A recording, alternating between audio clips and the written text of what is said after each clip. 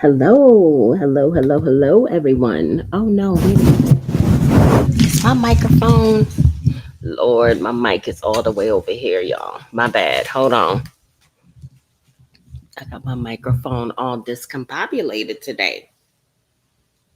It's all discombobulated today, y'all. How are you today on this beautiful Saturday? I hope that you are having a wonderful day on purpose. We are going to get into part one of a very lengthy compilation video of, hold on a second, why doesn't it show that I'm live? Hold on, y'all. I'm trying to make sure that I'm live right now. 1 second.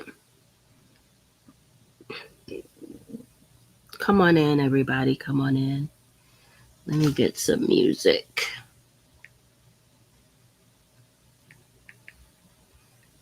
Because I don't understand why I don't see my live stream. Discover Voting and Progressive present. I hit the live button, but there we go. Sheesh, I was worried. I thought I wasn't live, y'all, because I couldn't find my live on YouTube. Welcome. Hey, Meg. Hey, Mama Mia. Peace. Hello, all of you bush babies. We're gonna get into, like I was saying, a very lengthy compilation featuring Aaron, aka True. Now, I usually don't really have a whole lot to say when it comes to Aaron, because he says it all for you. So, y'all ready to get into it? Hey, Paige. Welcome. Hey, Andrea. How are you, boo?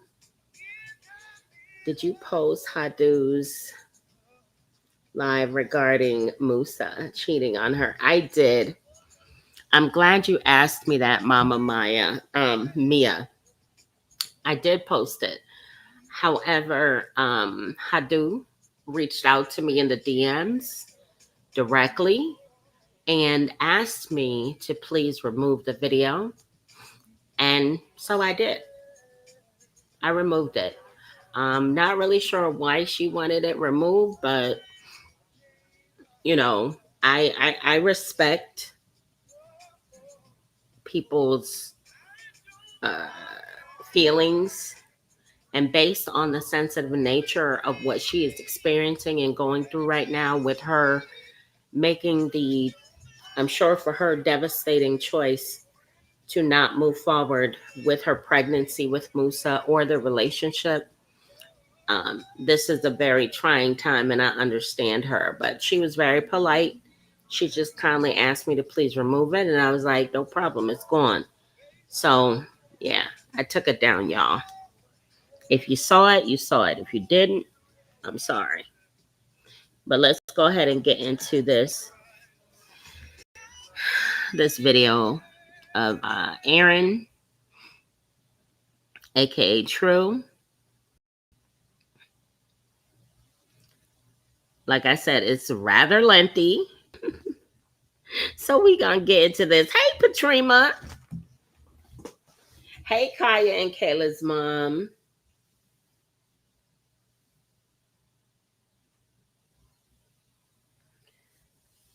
Yeah, no worries, Mama Maya. Hey, BB London. All right, let's get it crack-a-lacking.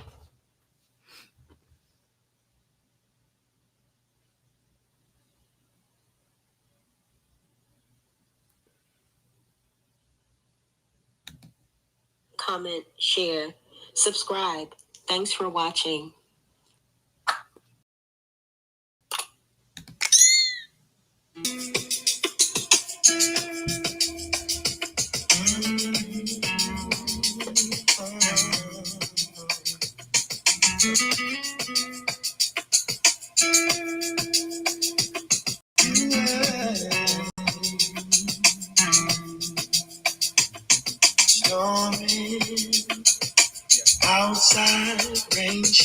keeps me home.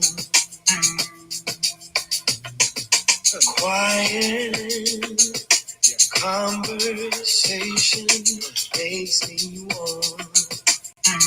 So warm. Summer rain, sweet rain.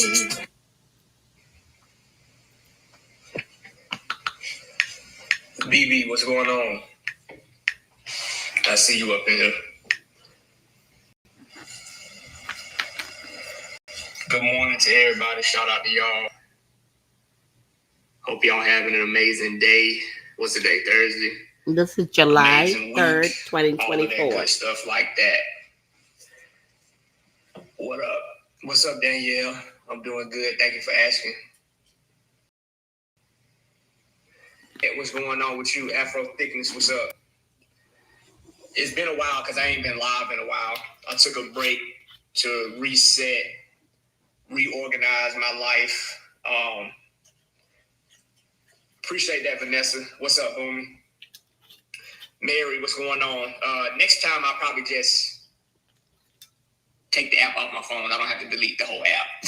Just like I'll be deleting my YouTube channel, I can just leave it there. Because I've seen other YouTube channels who haven't posted, and I went to one YouTube channel, they haven't posted nothing in 3 years, but they leave it there just in case somebody comes across it. And I want to leave my YouTube channel up and my Instagram page up, just in case somebody runs across Carbonation at a later date and they may want to get a better understanding or just simply watch our progress from being in the cult, coming out the cult, and everything that we've done moving forward. And I'm not going nowhere. The Aaron Dixon show, I'm not doing the Aaron Dixon show no more. I don't want to do that no more. I want to move over to, I'm going to create the Greatness is a Habit podcast. That's going to be my next project, my next endeavor. The reason I want to go over to podcasts on YouTube is for a multitude of reasons. One being, I want you guys to be able to move out around in your car, walk around your house and listen to the conversation. Whereas on Instagram, you can't do that. If you leave the app on Instagram, you're done. I've mentioned this before, but this is something that I'm deciding to do. And as far as a podcast is concerned, it requires you to do listening and comprehension, whereas video can have you distracted by things like my tape line and my teeth and my beard and what I'm wearing and my background and all that stuff like that. And also, it's a lot easier on me as far as the on the back end, as far as the editing and all of that. Sometimes when you're doing a video like this, an hour, 2 hour, 3 hour video, the amount of data that creates is massive, and the rendering time is a lot, the editing time is a lot. So when it's just an audio file, a 3 hour audio file is nowhere near the amount of consumption of a video file of the same length. But what I've been doing since I stepped away from social media is a couple of things. One, probably the most important, is reevaluating what's important in my life. I'm 35 years old, and if the next 35 years, what's up, Tam? If the next 35 years move as fast as these first 35 years, I'm going to be 70 before I know it. So I want to reevaluate what's important in my life, and creating balance and giving more time and more energy to the things that deserve it, and moving time and energy from the things that may not. I also have been getting back into reading, getting back into being outdoors more, working out, being active, finding out what matters to me, man. One of the things that I came across that I wanted to share with you guys today is the pleasure-pain balance. I got this from a lady. Her name is I believe she's a doctor, but I know her name is Anna Lemke, and I think she's a professor at the University of Stanford. And she talks about the pleasure-pain balance and how y'all know how when you, I know at least 5 of y'all in here that smoke a lot of weed, or even if you smoke cigarettes or if you drink alcohol, you know that over time it requires more and more and more of that substance to get you to the point of where you feeling good and feeling high. The problem with that is if you keep using these addictive substances, you won't even be getting high no more. You'll have to smoke weed, smoke cigarettes, and a drink just to feel normal. You understand what I'm saying? So it's like what she talks about is that when we seek pleasure, the result is pain.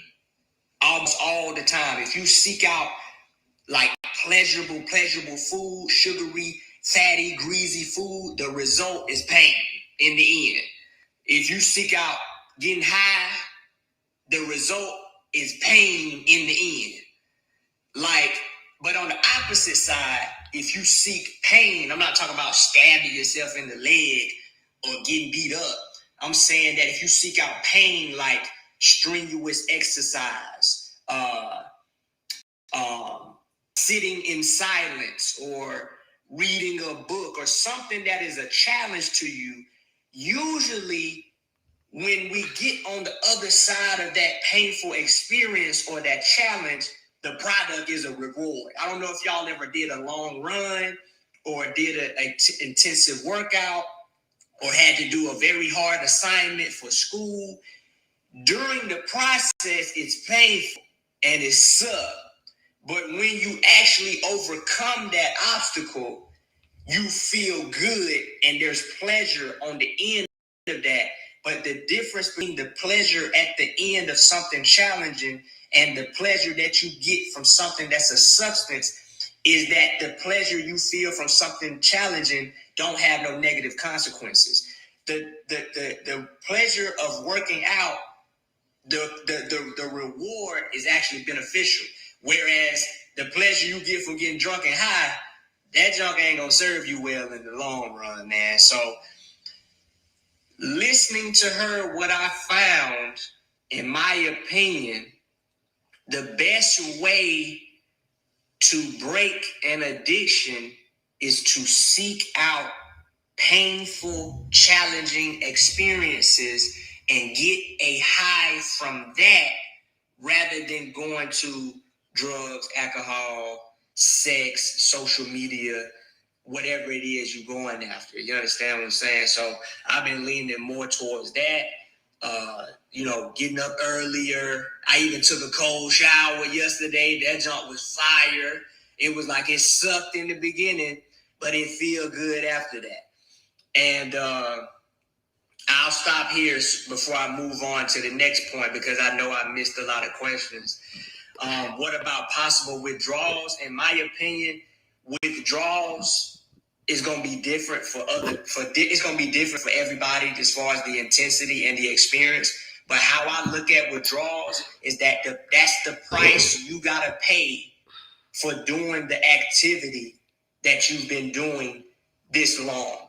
And so withdrawal symptoms, I know that there's a scientific explanation for them, but in a simplified format, withdrawal is your body readjusting itself to the absence of the substance you've been using as a crutch to exist through life. And I had a conversation with my cousin yesterday. She was talking about she wanted to stop smoking cigarettes.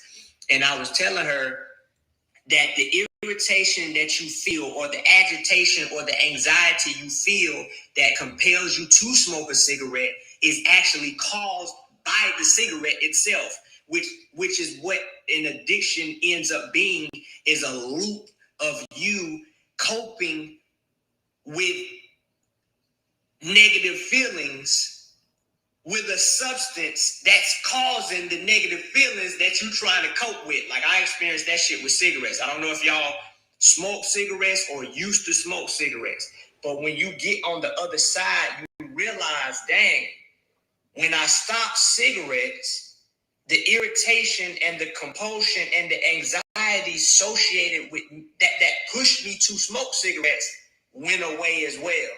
And that's the same thing with everything else. Heroin, crack, alcohol, whatever it is, that irritation you feel from removing that substance from your life is basically like this.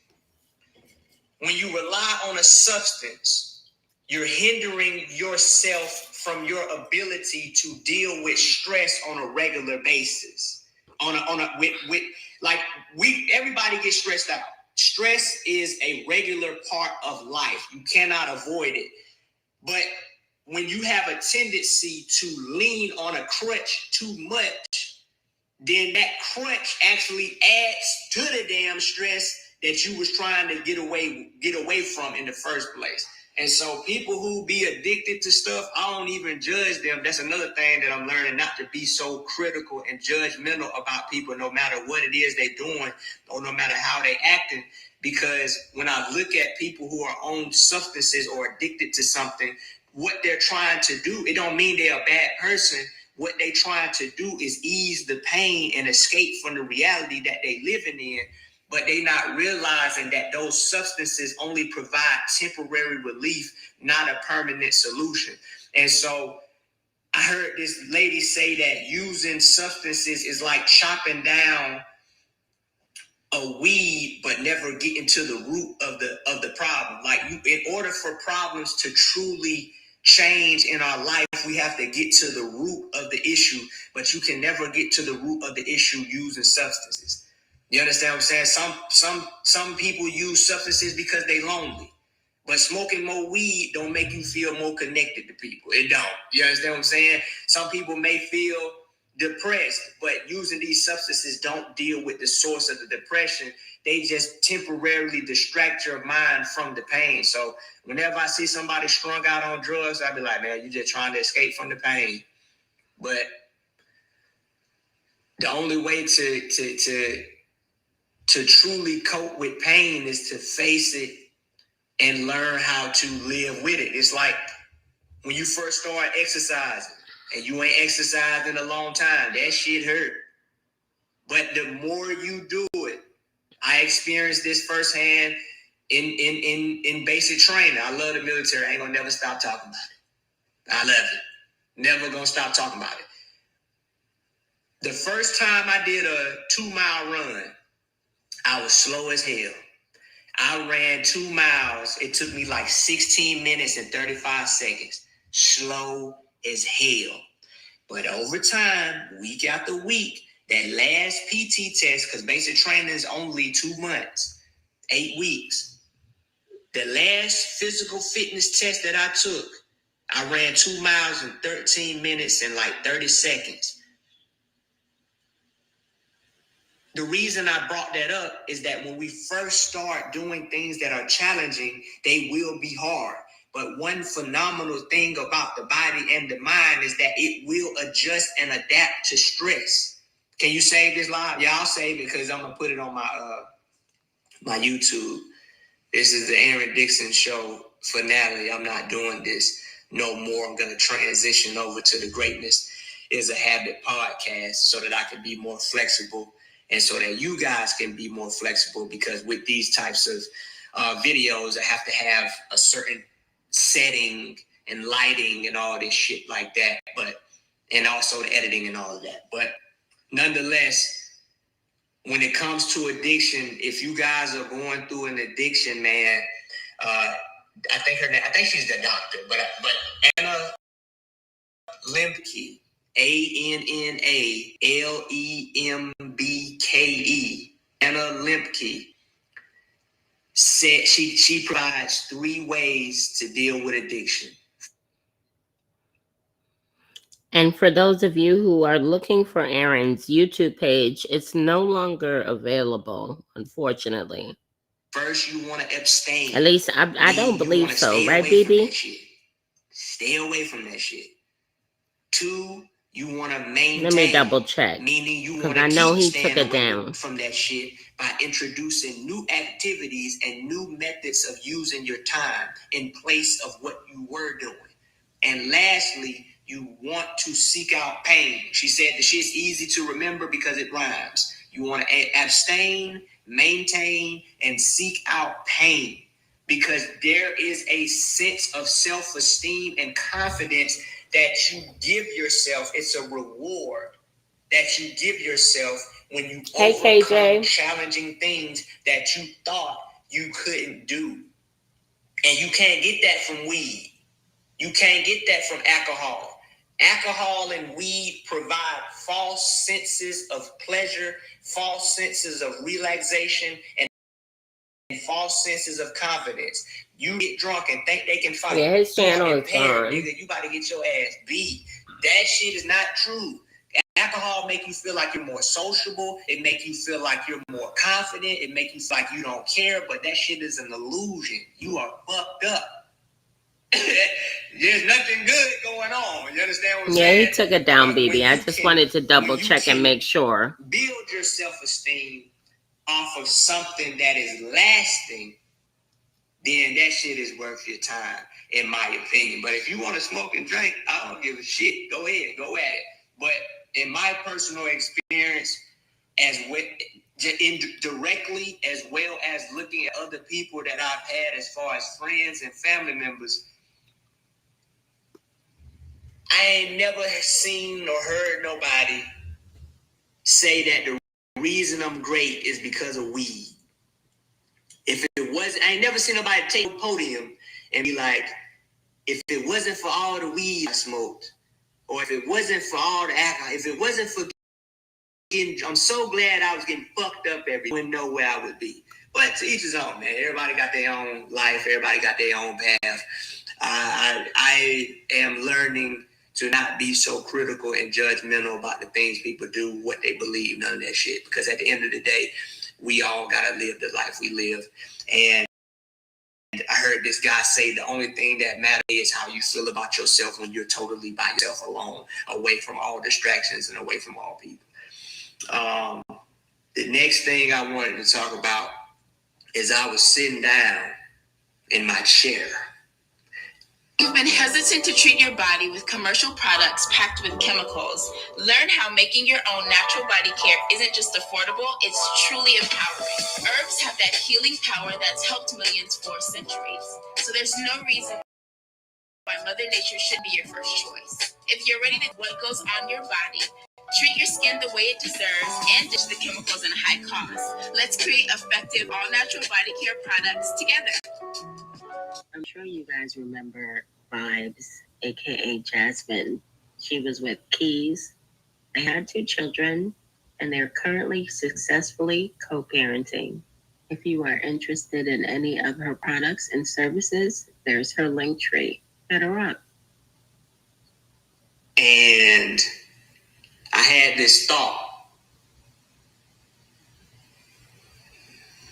I noticed that people complain. Everybody complains. Ain't nothing wrong with complaining.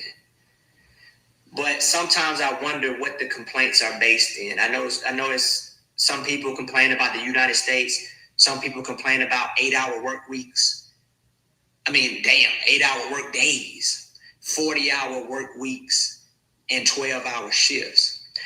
And I sat back and I said, and these same people have a tendency to talk out against the system, right? You know, they don't want no government. They want everything to go back to how it was in ancient times and shit like that. So I said to myself, okay, 8-hour days, that seemed like a long time to be working.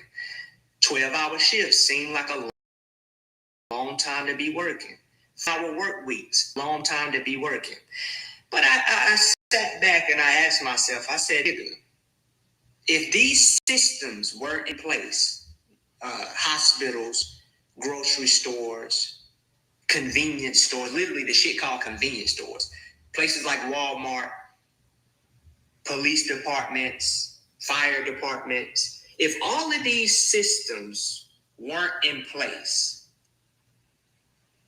Nigga, you would have to work a 24-hour shift every day to survive. I realize that we live, because of these systems and these institutions that we have in place, we live a relatively high level. We experience a relatively high level of convenience and comfort that no other human being has ever experienced in the history of humanity. When you think about people, I don't know why niggas look up to Mansa Musa and, you know, the kings and of Egypt and the emperors of Rome. Them niggas wasn't living like this. Like, them niggas, the little shit they had as far as luxury, nigga, the amount of luxury we experience trumps any emperor, king, queen, or anybody that we look back to in ancient times. Them niggas ain't have shit. Them niggas ain't even have running water. Them niggas ain't have AC. Didn't have showers. Them niggas had it hard in a bitch. Them niggas hot as shit like everybody else. Like, they have had comforts in comparison to that day. But in comparison to us, we are the most goddamn royal motherfuckers of all time. Like, the average person experienced comforts and convenience that a king and queen of 1,000 years ago couldn't even fucking dream of. The kings and queens, they had chariots and shit. A 16-year-old got a car now. Which one you rather have? A bullshit stinking ass chariot with horses, goddamn doodling all everywhere, or a goddamn car? They ain't had no damn refrigerator and no stove in ancient Egypt. Them niggas have that shit. Them niggas ain't have clippers. Trash ass, booty ass haircuts back in the day. They wasn't nobody getting no fade in Egypt. Ain't not one nigga getting no haircut on the goddamn hieroglyphics in Egypt. Them niggas wasn't living that good. Them niggas ain't got no internet. Them niggas, if you were to go back to ancient Egypt, how the kings and queens and emperors lived, them niggas basically homeless. Them niggas basically living like some homeless niggas. They was stinking, dirty. They ain't had no deodorant. They ain't had no perfume. They ain't had no cologne. They ain't had no leave-in conditioner. Them niggas shit, but them niggas were dirty. Them niggas were dirty. Them niggas probably was relatively dirty and stinking. Them niggas ain't had no floss. They ain't had no toothpaste. They ain't had no mouthwash. Them niggas ain't had shit. Them niggas ain't had no contacts, no glasses, nothing. The average motherfucker can walk in the hospital right now and get treatment. State-of-the-art shit. Kings and queens, them niggas was dying. Them niggas was making niggas kings at 12 because they know your ass was going. Nigga, if you made it at 30, you was old. You was an ancient goddamn elder of the nation, nigga, at 30. Like, them niggas were dropping off fast. Like, your ass had to grow up fast back in the day, nigga. A plane come through wiping everybody out. They ain't had no vaccines. Some niggas ain't had no antibiotics and shit. You fuck around and get cut out there in the woods if you want to. You dead, bitch. Shit. They go ahead, your ass dead. You go out there and get a cut in them motherfucking woods if you want to. You gone, bitch. You dead. Shit, it's over. Them medicine doctors they be talking about back in the day, them niggas couldn't help you. Them niggas out there crumble up some shit. And on there, hope for the best. Hope you believe this shit gonna work. Cause that's it, nigga. We ain't got shit out here. I don't know why niggas be acting like Cleopatra and shit. Just, man, Cleopatra shit. Cleopatra didn't have no fucking Gucci and Louis V. She was wearing basic ass fucking cloth. Y'all, these Hollywood shows be dressing that shit up, man. Them niggas wasn't fly back then. You understand? Come on, man. Like, we don't have it up, bro. We don't have it hard, bro. Like, bro, like, think of the shit you would have to worry about if the system failed. Niggas be like, well, I want to grow my own food. That shit hard as fuck. That shit hard as hell. Defending yourself and your family is hard as hell. Like, you one man trying to defend your family. Nigga, we got alarm systems, cameras, police, guns. All this shit make a motherfucker think twice. Like, even your neighbors. You form a goddamn group in your neighbors and shit, man. Like, we live a good ass life. But I know that we have a tendency, I think it's a human condition, because don't y'all remember that shit? Y'all remember this shit? Everybody remember this shit I'm about to say, right? It's a human condition. We get tired of shit. That just, for whatever reason, we get tired of shit. I think maybe on a biological level, it worked, made us move around and explore shit. Keep life interesting. Y'all remember being little, right? And Christmas time. I don't know about y'all, but my mama used to put the presents out a little bit early. You be hyped in a bitch. Can't wait to get them presents. I'm talking about anxious than a motherfucker. Jittery than a motherfucker. Waiting to get them presents. And then the most jitteriest of the jitteriest is Christmas Eve. You jittery as hell. Next day, Christmas Day come. Here we go. Opening the toys. You excited than a motherfucker. Yeah, your mom and daddy actually did get you the shit you asked for. There you go. That shit you saw in the store is right here in front of your face. It's yours. Open that bitch up. Playing with that bitch. Flying around the house and shit. Having a good time. You got this game. You got this toy. They bought you a basketball. Nigga, before goddamn Valentine's Day, nigga, that shit, you don't want none of that shit no more. Before Valentine's Day, you don't want none of that shit no more. All that shit whack, man. Fuck these toys. And the reason I said all of that is because I think that that is what is happening in modern times. Niggas is so comfortable that they can't stand it. Niggas cannot stand the amount of comfort and ease that we have as a society today. I mean, everything easy. This is the easiest it has ever been to survive. But niggas is acting like it's so hard out here. Niggas act like the struggle is so, like, even in the hood, in comparison to how hard it would be without grocery store, at least in the hood, you can walk. It might not be quality, but it's some tater chip right there. Keep your ass alive, nigga. It's some shit in them stores. In comparison to how hard it would be to live off the grid without these systems that people so eagerly complain about. Nigga, do you know what like, for example, right?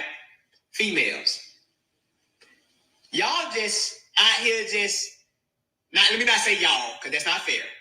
We out here just having sex. Like, oh yeah, sex. Let's have it. Do you have any idea how dangerous it is for a woman to give birth? Niggas just, oh yeah, I'm on my third one. Niggas just, bloop, bloop, bloop, bloop, bloop, bloop. Niggas just popping them motherfuckers out. Bloop, bloop, bloop, bloop, bloop, bloop, bloop. Niggas just dropping them babies off. Why? Because of that motherfucking hospital and that motherfucking medical industry. If it was not for the medical industry, a lot of y'all ass would be dead. And a lot of us wouldn't even be here. If it was not for this medical industry that motherfuckers talk so bad about, most of y'all would be dead, and most of us wouldn't be here. Let me not say most, some of us. Some of y'all would be dead, and some of us wouldn't be here, nigga. Let's be honest, bro. It is dangerous as shit for a woman to push a baby out of her body. You understand what I'm saying? And when we talk about meat, let's talk about meat, right? Anybody ever processed meat before? I'm from the country. My granddaddy and uncles and daddy prepare meat all the time. Wild hog. Hang that bitch on the hook.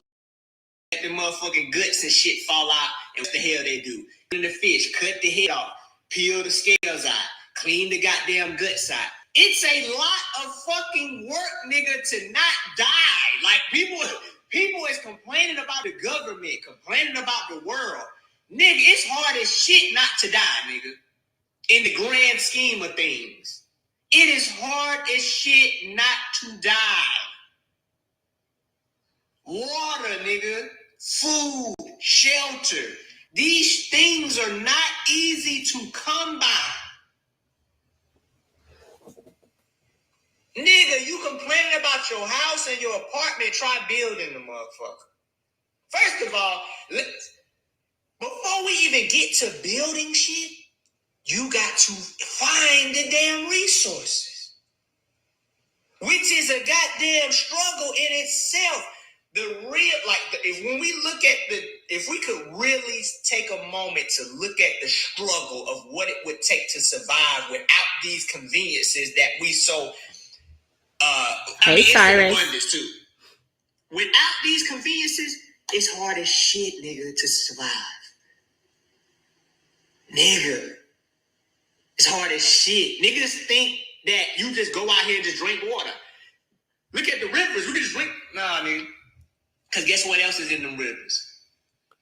Animals and shit peeing and doo-dooing in the water. You don't think about that. Niggas like, oh, look, we can just go out here. Why do we have to pay for water? And why do we have to, nigga, you can't just, all water, you just can't run out there and just drink the shit, nigga. I know people that are naturalists and these spiritual motherfuckers. I used to be on that shit too in carbonation.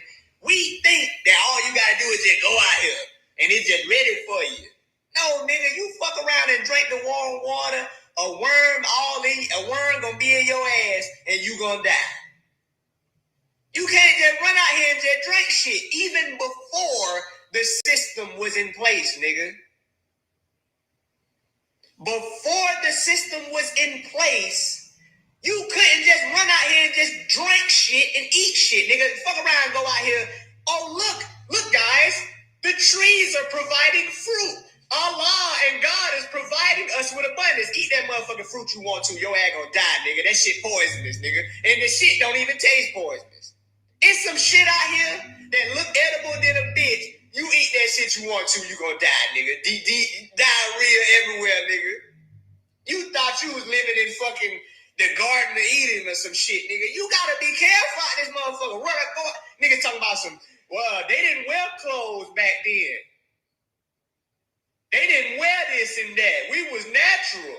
Nigga, go out there and let your balls run across some goddamn poison ivy and see don't your ass put on some clothes, nigga. What the fuck? Niggas be acting like everything we do in the modern world is wrong and everything they was doing back in the days in ancient times is right. Nigga, go out there and let your asshole slide across some goddamn poison ivy and see don't you put on some motherfucking pants. Niggas, them goddamn indigenous people like, nigga, we gotta adjust, nigga. Nigga, wrap this shit around, nigga. You don't want to go into battle with your balls swinging everywhere, nigga. Look at these niggas. Look at these niggas out here. Nigga, shoot your ass with a motherfucking slingshot in your motherfucking ass, nigga. You gonna put on some goddamn pants, nigga. You running through the woods thinking you just good to go step on some shit, nigga. You gonna put on some shoes, nigga. Fuck that. Niggas acting like shoes just the devil, nigga. Nigga, indigenous people had to protect themselves. Nigga, being butt naked out here ain't good. Nigga, nature boy, a dumbass nigga, boy. That nigga, you can't be out here butt naked, nigga. All this shit out here scratching you in your ass, nigga. No, nigga. Put on some motherfucking pants, nigga. Damn. Put on some pants, nigga, and get some goddamn shoes, nigga. Shit. Yo, nature is trying to bite your ass. All this nigga nature out here trying to bite your ass, sting your ass, burn your ass, poison your ass. Nature, man, there's all kind of shit out here, man. I I see why humans created convenience, community, and civilization, nigga. I get it. And in order for me to participate in this shit, if you need 8 hours, nigga, I'll give you 8 hours, nigga. I will give you 8 hours a day. And most people work Monday through Friday with Saturday off. Nigga, in the natural world that these fake ass spiritual niggas be talking about, there is no day off. Ain't no holidays. Ain't no paid time off. Every day is a fight not to die, either from other people or from some animal of some sort. Nigga, fuck around and go to sleep out there in the wrong spot with some ants biting you in your ass. I see why we are where we are today. Fuck these bugs. Fuck these animals. I pick me over these goddamn animals. I'm going to eat their ass. Now, don't get me wrong. I believe in overconsumption and overdoing shit. Damn that. If it come down to me and a motherfucking animal, I don't give a damn how pretty the motherfucking deer is. I don't give a damn how innocent your ass look. I don't give a damn if you got feelings. Your ass is dead, nigga. That's just how it go. That's how it is, and that's how it's gonna go. Because your brain has a switch in it called nigga, you better not die. That switch in our brain of nigga, you better not die is so strong that your ass will eat another human if pushed to that brink. These vegan niggas, veganism is only possible because of the convenience that we have created. If nigga, you will eat you will eat people, nigga. Unfortunately, put that nigga on the grill, nigga. Put that nigga on the grill his ass. And fuck that. Your brain is like, nigga, don't die. You better not die, nigga. You will eat a foot. Y'all think I'm playing, nigga? Give that barbecue sauce. What's the barbecue sauce? Nigga, you will sit there and eat somebody's foot before you die. Nigga talking about some, I don't eat meat. Yeah, nigga, because it's 2024. Let me take your ass out here in these woods and drop you off. I'm going to take a vegan, put their ass in a cabin, lock the cabin, leave nothing but hamburger meat. I guarantee that motherfucker convert. it ain't going to take long. That nigga going to convert, nigga. Yeah. Now, don't get me wrong. I don't agree with certain practices that, overproduce meat and create low quality shit. Damn that bitch. I'm not about to be around this motherfucker thinking about food all day and hungry as hell. I'm not doing that shit. I'm going to eat the deer. I'm going to eat the cow. I'm going to eat the nigga, whatever, nigga. If it's moving and we can catch it, we going to eat his ass. I learned that shit growing up in the country. If it moves and you can catch it, it's eatable, nigga. I done seen my granddaddy bring all types of goddamn animals. Goat. I be looking in the kitchen, he be like, you want some goat? Squirrel, rabbit, deer, hen, robin, anything, nigga. I don't know. I probably done ate animals and didn't even know it. Probably done ate possum, raccoon, anything. All of it. If you know, you know. If you know, you know. Next thing that I want to talk about is relationships, man.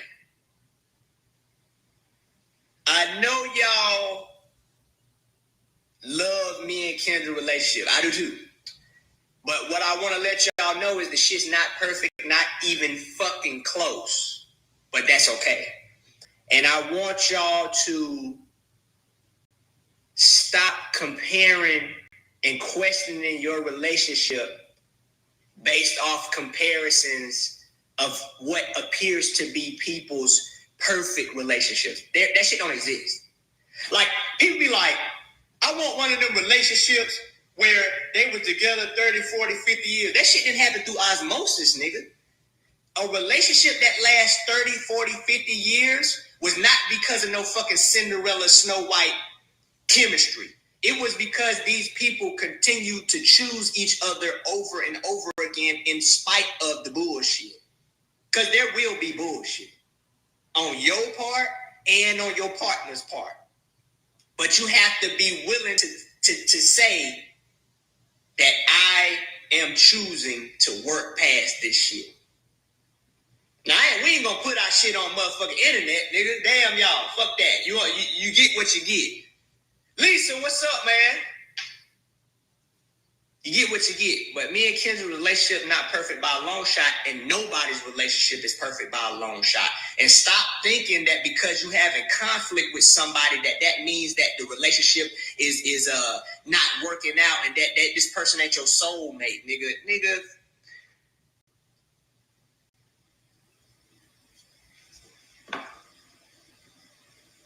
How I want to put this.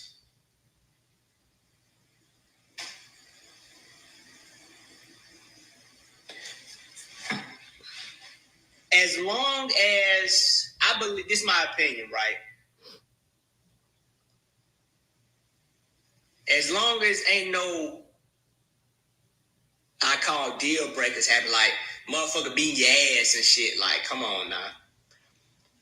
Come on, you can't be beating a motherfucker ass and shit. As long as it ain't no abuse involved and no, what they call that shit, infidelity. As long as there's no abuse and lies involved, I think that relationships are worth fighting for if there's love present, genuine love present between you and that person, man. I heard this later. The illusion of options. Because of the internet, just like with anything new that's introduced, it has pros and cons. One thing the internet does is it allows us easy access. But the negative side of that is that she called it the illusion of options. Now, we collectively have a tendency, like even with dating apps, the swiping shit, I can get another motherfucker. Like, you gotta stop thinking that you can just get another motherfucker whenever. And I know some of us don't want to hear that shit, but nigga, if you're basing the value of a relationship off of some fairy tale Snow White shit, is gonna lead to disappointment because you're never gonna find it. You never gonna find your knight in shining armor, nigga, because ain't nobody, nigga, first of all, ain't nobody wearing no goddamn armor no more. And second of all, ain't nobody perfect. Ain't nobody flawless. So if you think that because flaws are present in the relationship, that's an indication that the relationship isn't working, you might be mistaken. Man. And another thing, too, is that we got a date on our level. You understand what I'm saying? Like, you gotta know where you at. Like, you can't. Like, I know mostly females that be on my page and shit. So it ain't really that many dudes. But I'll start with the females. I know y'all females want the handsome dude, the muscular dude, the dude with the finances and all that shit, the educated nigga. But you gotta figure out why would that you. And that's not to say that you should have low self-esteem, but it takes maturity to know where you are in the dating pool. And it doesn't mean you're lower. It just means you have to know where you are. Like, Beyonce, I couldn't do nothing for Beyonce. I can't. Does that mean that I'm not worthy? Does that mean that I'm less than? No, you just have to understand the dynamics of who you are and where you are. Date at your level and find somebody on your level. That's the whole point. Stop shooting for niggas that really don't have no use for you. You know, the same thing with niggas. Like, dudes be thinking they supposed to go after the finest, baddest chick and stuff, but bro, that junk don't last, because one thing about beauty and the body, we know for a fact, ain't enough plastic surgery in the world. Aging will happen and has been happening to us since the day we was born. Literally, we've been aging since the day we was born. You understand what I'm saying? So you cannot put your value in a depreciating asset. The strength of a relationship, in my opinion, is the emotional and intellectual connection. And that is actually what brings out the physical connection. Because the thing about it is, a lot of dudes don't realize is that if a female is not connected to you intellectually and emotionally, she ain't gonna want to have sex with you anyway, no matter what you look like. Unless she have low self-esteem and don't value herself and puts all of her value in her ability, puts all of her value in the physical. That's the only female that you gonna get that will dismiss the lack of intimacy and still engage in sexual activity with you. But that doesn't mean she's a bad person. That don't mean you a bad person. That's just the truth of the matter, in my opinion. That's just how I see it. You understand what I'm saying? So I think it's a disconnect between men and women as a whole, where dudes is spending a lot of time working on shit that females don't really give a fuck about, and females are working on shit that's going to get them the dude they don't want. And what I mean by that, dudes is out here getting cars, clothes, going to the gym, all that shit like that. Don't get me wrong. That's good shit. You know what I'm saying? Get your finances together. Get your education on. But if you have an inability to connect emotionally, nigga, you wasting your time. You wasting your time. You got the muscles, you got the car, and she over there with a little skinny ass nigga in the hood who make her feel special. She was like, you with that nigga? Yeah, because the nigga's emotionally connecting and available. And it's not a female trait, it's a human trait. Nigga, you don't even want to be around your daddy as a man, as a boy. He's not emotionally connected to you. You don't want to be around your mama if she's not emotionally connected to you. So we have this idea that females want emotional connection. Nigga, everybody want emotional connection, nigga. That's the point of being human. People, you have a tendency to be around and go towards people that make you feel emotionally safe. Who do you pick up the phone and call? A motherfucker that make you feel like they understand what the hell you talking about. You don't pick up and call the motherfucker that ain't gonna understand.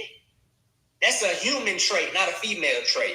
And on the female side, females be investing in stuff that quality men don't care about. Yes, everybody like physical attractiveness, but when that is your value, when your value is tied up into your physical attractiveness, you're gonna attract the wrong dude, man.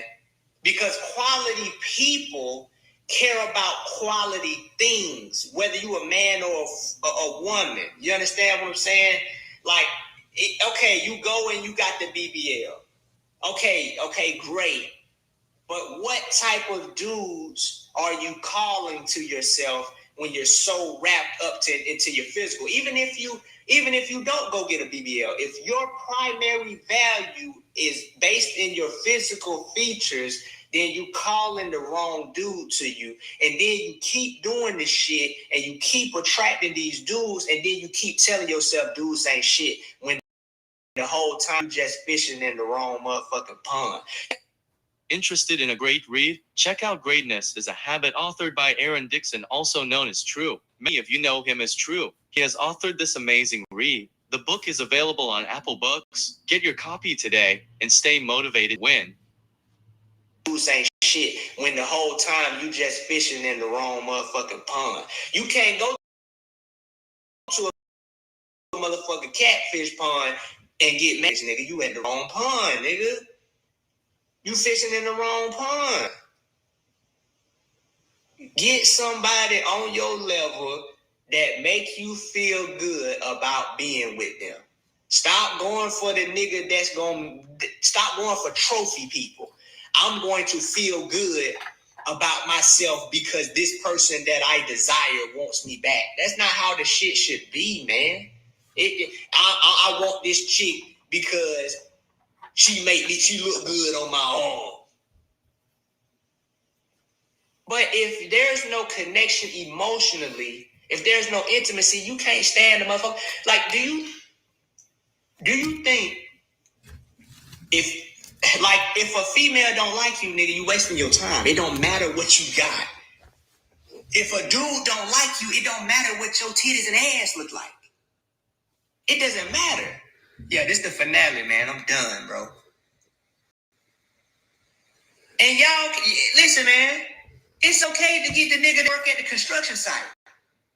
Look at the qualities of the person and stop getting caught up in the goddamn appearance, man. The nigga work. He ain't selling no drugs. He come home every night. The nigga ain't, you know what I'm saying? He's a quality guy. He might not be able to buy no goddamn Rolls Royce. He might not be able to take you on a motherfucking vacation every month. He might not be able to drop all of your goddamn material desires whenever you want to. But the quality of the person is what matters the most, man. That is what matters the most. And in my opinion, bro, quality dudes is not caught up and really not impressed by body and appearance. Do you know how many times I've run across females who look good? They open their mouth and they're fucking idiots, shallow as hell. When a man has self-esteem, he's not moved by such a superficial dynamic, especially if you can get a goddamn BBL on motherfucking easy pay plan. You can go get a BBL and put that on layaway. Quality people are not impressed by things that can be obtained by everybody. When you're a quality person, man or woman, what you are attracted to are things that take work and things that can't be faked. You can't fake patience. You can't fake respect. You can't fake discipline. You can't fake none of these things that point to quality people. You can fake your body all day, every day. This is a series finale. I'm done doing these. I'm going to podcast format so that people don't have to be restricted to the Instagram app. Y'all can't even leave the app, bruh. It's not the finale. It's just the finale of this form. I'm going to keep talking. I'm going to keep engaging with y'all because the shit fun. I enjoy it. I enjoy sharing my thoughts and receiving the feedback from those who choose to listen to me. But I just don't like the fact that y'all got to stay on Instagram. Y'all can't even check your motherfucking email if you needed to. We just gonna change this shit over to YouTube, like I said before. It's going to change it to the Greatness is a Habit podcast in conjunction with the title of the book, man. So that's my thing about relationships, man. Like, know where you at, bro. Know where you at, man. It's okay to get you, like, when you know where you at, you know who's best for you. Like, the point of a loving relationship is not to get the most attractive, most wealthiest person in the world. The point, even life, the point of life is to get what's best for you. That's all we need. You don't need $1 billion. You need enough money to sustain the lifestyle you want to live. You don't need no Ferrari, nigga. What the fuck you need a Ferrari for? You got 4 kids. Y'all can't get in that little shit. You don't cookie cutter your life. Your life need to be tailor-made to you. Just like a suit. You buy a suit off the rack, and you buy a suit that's tailor-made and custom fit to you. You buy a dress off the rack, a dress that's custom fit to you. This shit look way better. When it's your life is going to feel and look way better. Me, I don't need no motherfucking Tahoe Suburban. It's just me, Kendra, and John. Nigga, the fuck I'm gonna do with a goddamn Tahoe Suburban for? Nigga, we get us motherfucking Prius. We get a motherfucking Prius, nigga. And we good. Stop looking at what everybody else has and going after what everybody else is going after, and take your time, figure out what the fuck you need and what best suited for you. And that go for people, places, and things, nigga. You don't need no goddamn Gucci bag. You work at Foot Locker. Ain't no money in that shit.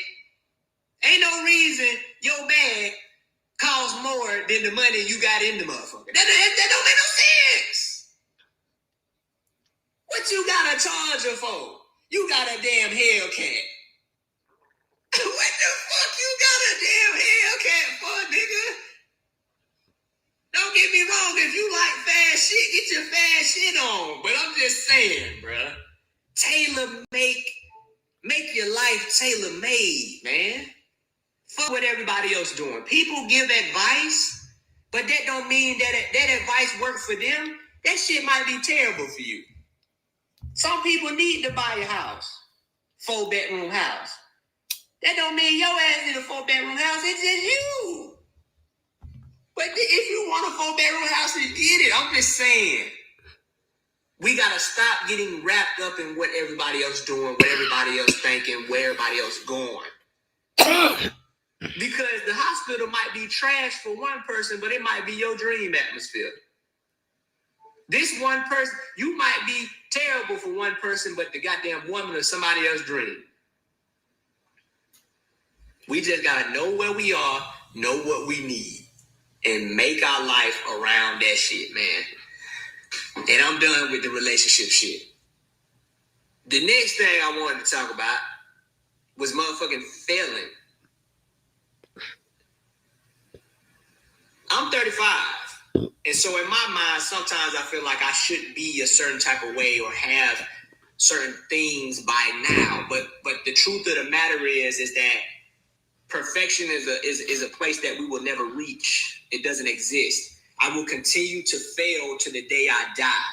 But the thing and it doesn't matter. What matters is whether or not you choose to quit. I could have easily let the carbonation situation break me down, fuck me up, and go into a deep, dark fucking state of existence. But I didn't. I don't give a fuck how many times I fail. If I can see, if I can breathe, move, if I can think, and I will do my best to make something out of it. I will get something out of this shit. I will keep going. You understand what I'm saying? And by me accepting that I'm going to continue to fail, no matter how old I get, it's not, oh, I'm 50 now, so I don't fail. Or I'm 50 now, so, I got my shit together. Like, everybody at all times, regardless of age, regardless of status, regardless of education, is subject to making a mistake, subject to fucking accidents, subject to failures. But the thing about it is that we do not allow ourselves to be consumed by our failures. And if this way didn't work, this way didn't work, this way didn't work, that way didn't work, we continue to find another route to get to where we want to go. You understand what I'm saying? What that lady said? I forgot. But anyway, by me accepting that I'm a fail. Oh, I know what I was gonna say. I've been driving since I was fucking probably 12. some of you have been driving for 40, 50 years, but that don't mean you can't get in an accident. At no point in your driving history will you be immune to making mistakes. No matter how good you are at anything. Think about Floyd Mayweather. As great as Floyd Mayweather was, he still got hit on occasion. No matter how great you are as a boxer, you will get hit. No matter how great Stephen Curry shoot the goddamn lights out the gym, that nigga still miss. I mean, this nigga probably trained more than anybody. He definitely has to train more than the average person. And he still miss. In the NFL, niggas train all day, eat, sleep, breathe football. They still drop passes. You understand what I'm saying? So it's like, no matter how great you are at something, no matter how long you've been doing it, you will fuck up some way or another. And what that did for me, by accepting that in myself, it allows me to accept other people's shortcomings, not as an indication that they're less than, but as an indication that they're human and that's just the nature of shit. Niggas can be building houses for 20 years, do some shit wrong, whole motherfucking house fall. It's just the nature of humans and the nature of life, nigga. Ain't shit never gonna be perfect. And that shit is such a liberating thing to accept. So when I make mistakes now, it's not a dwelling. I used to dwell on my mistakes and goddamn. And I would do the same thing to other people, dwell on their mistakes, dwell on their shortcomings. But I had to accept, man, shit, this shit gonna happen forever. It's just, this is how it go. But you get off, you fall, and you get back up. You make a mistake, you make adjustments, you apologize, you do what you gotta do to move forward. But making mistakes and failing is not an indication that you are unintelligent, that you are incapable, or that you're unworthy. It's just a statement of who we are as a people. And so that shit is very that shit has been very, very rewarding for me over the last couple of weeks, days, or however long it's been. And I think that's about fucking it. Yeah, definitely Candy. Now I actually pay attention to the comments. The Phoenix rising from the ashes.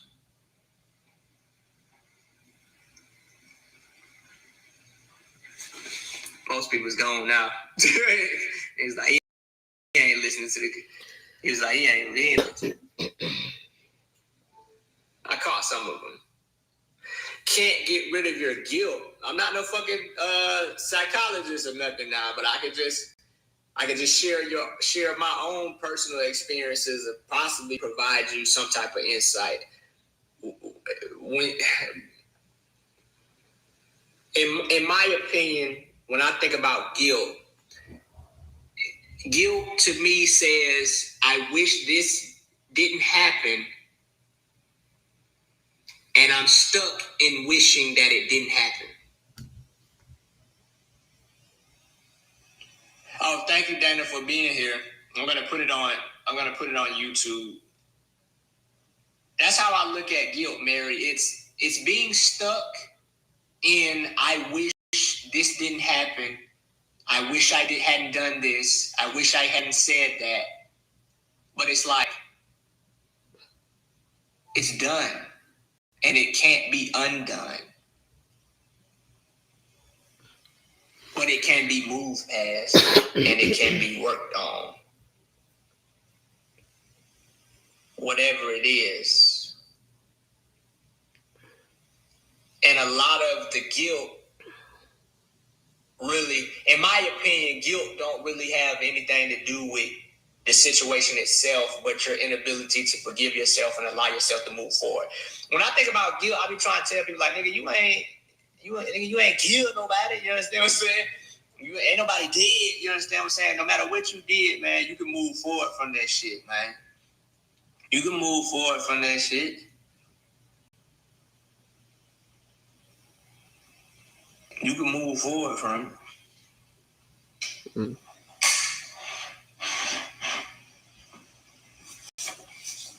That's why I think it'd be for my kids. I'm not understanding what you mean. If you want to share more, please do. What you mean you feel guilty for your kids? But you feel like I'm not gonna put words in your mouth. I'll just let you tell me what, if you want to talk about what exactly you mean as far as you can't get over your guilt for your kids. Because I don't quite understand what that means. I don't.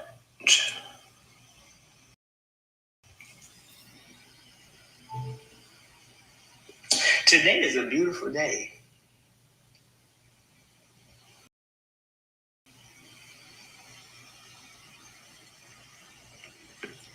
How does one keep going when motivation and discipline is lacking?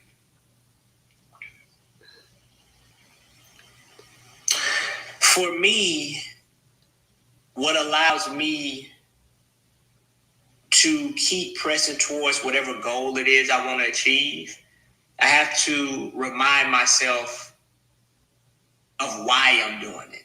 Like, what's the why? Like, what? Why? Like, I heard this guy say, a strong enough why can overcome any how. Something along that line. So it's like, why are you doing it? Usually the amount of effort we put towards a goal and our ability to sustain the motivation is connected to the reason why we're doing it. If the reason is superficial, the effort usually is going to be superficial. If the reasoning is strong, the effort tends to be strong as well.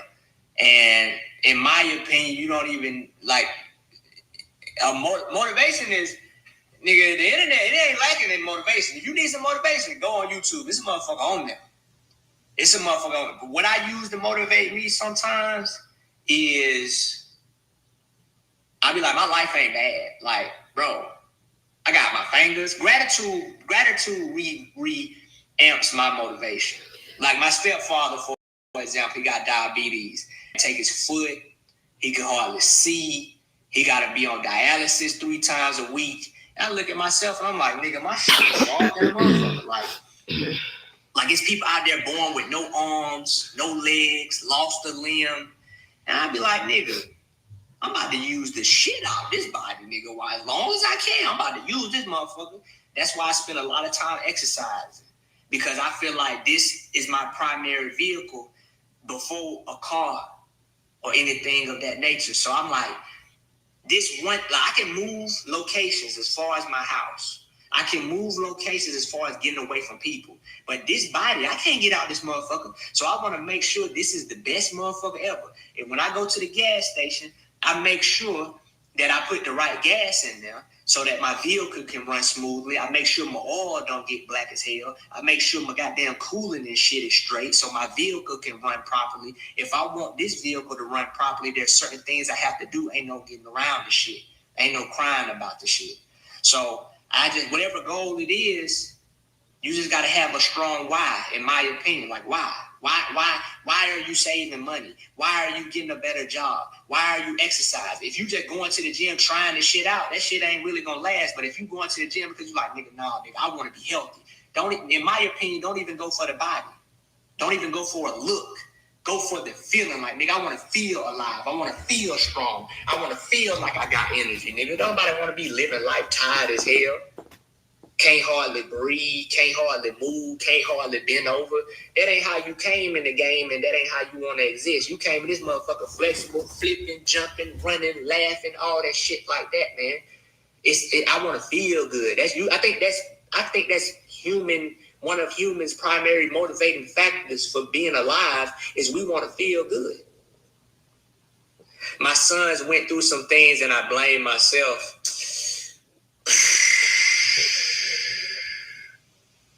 When it comes to blaming yourself, I be like, what is that shit doing for you? Like, when you think about it, like I think sometimes we feel bad for forgiving ourselves, and we kind of gauge how other people would feel about, like, can I forgive myself? Like, you really can. Like, if you're a murderer and you kill somebody, you can forgive yourself for that shit. And it ain't got nothing to do with nobody else. Even with fucking Nature Boy, that nigga like his life moving forward. It doesn't matter what we think or what DeKalb County think. It's all about how he feel. If he feel like he ain't do shit, that nigga gonna live. That nigga gonna be straight.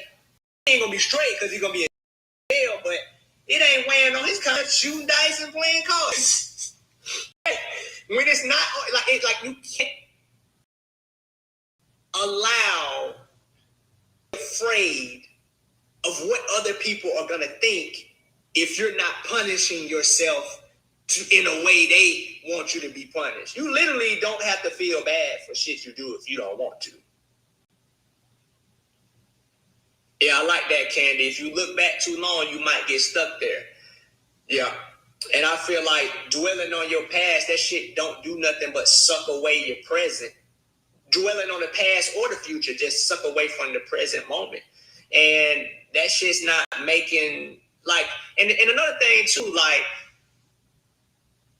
can't nobody really judge nobody else, honestly, bro. That don't, and now I'm not saying we shouldn't have no goddamn criminal justice system and no legal system. Not what the fuck I'm saying. But what I'm saying is that whatever it is you did, one, I would say most people don't give a shit. Because we all have to be caught up in our own life. For the most part, we are pretty much caught up in our own affairs. When I end this live, y'all ass gonna go right back into y'all affairs. You understand what I'm saying? When somebody leave a comment on your shit or somebody say something to you, whether a compliment or a negative, after they say that shit, guess what they do? Even though the comment and shit's still there, they ass gone. They went back to their affairs. That's how it is in life, bro. So, like, you dwelling on shit or a mistake you made is not making you better. It's not making the situation better. It's not changing the situation. So why do it? I think that some people or some of us, or we may have a tendency, we all might have a tendency to do it, is that we won't allow ourselves to feel good until we felt bad long enough. Like some of us feel like we need to feel bad for a certain period of time before we can be allowed to feel good. But you get to decide. Because the point really is that if you did wrong or if you made a mistake, the point is to see the mistake and then do your best to move forward from that. That's it. It's not to, man, I made a mistake, man. That's not the point. Like, okay, I see where I went wrong. Boom, I'm gone. That don't mean it's okay to feel bad about shit. I think people who have a conscience can feel bad for the things they did, so that you can store that feeling and remind yourself next time you are about to do it or next time you do it. It's like a preventative. It's like a preventative measurement. Like, okay, I remember doing this, so I ain't gonna do it again. But what point of dwelling on a mistake that happened six months ago? Exactly, Damon. When we know better, we do better. You understand what I'm saying? It's done. It's done. Yeah. But I mean, Dana, if we don't make mistakes, how can we know we need something to how else can we know something needs to be corrected? How can we know something needs to be corrected if we don't make mistakes? Hell, the reason we are where we are today is based upon a series of mistakes. The medical industry is a series of niggas fucking up. The technology industry is a series of niggas fucking up. When shit fucks up, it allows people to see what went wrong and then introduce a preventative or corrective means so that future people won't have to experience that fuck up. Or if they do experience that fuck up, they'll know exactly what to do. That's how I go. And welcome to the club. And here's another thing I hope that can help you. Welcome to the club. We all fucking up. Drake, Beyonce, Stephen Curry, your pastor. Welcome to the club. Everybody fucking up. But it's about how you deal with those mistakes and move forward. Let's just move forward. Everybody messing up. I don't care what your Instagram look like. I don't care what your bank account look like. Everybody messing up.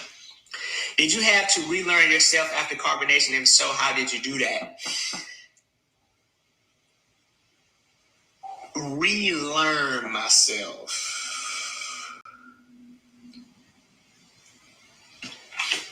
I don't quite know what relearning yourself means.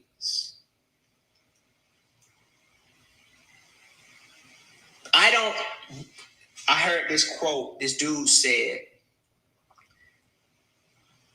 no man steps in the same river twice because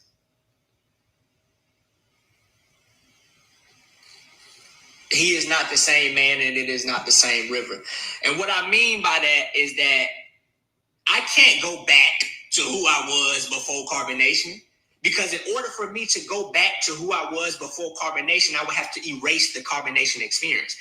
You can't go back to who you were. You are a collection of all the experiences you've had. Like, niggas ain't made the Men in Black flashy shit. You can't flash your shit and go back. There's no going back.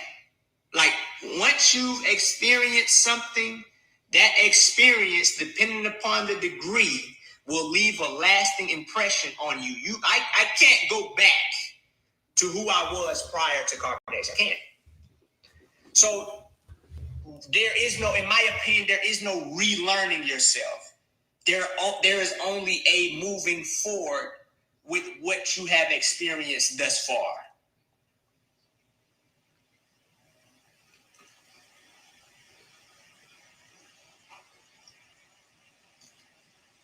That's just my opinion. I think even if you're disconnected physically, self is always dormant. I don't know. Because how would we identify self scientifically? Like how would we be able to say, yes, this is the self right here? You understand what I'm saying? So I get what you're saying. I think that certain core elements about who we are remain, regardless of the things we go through, and those things can return to the surface.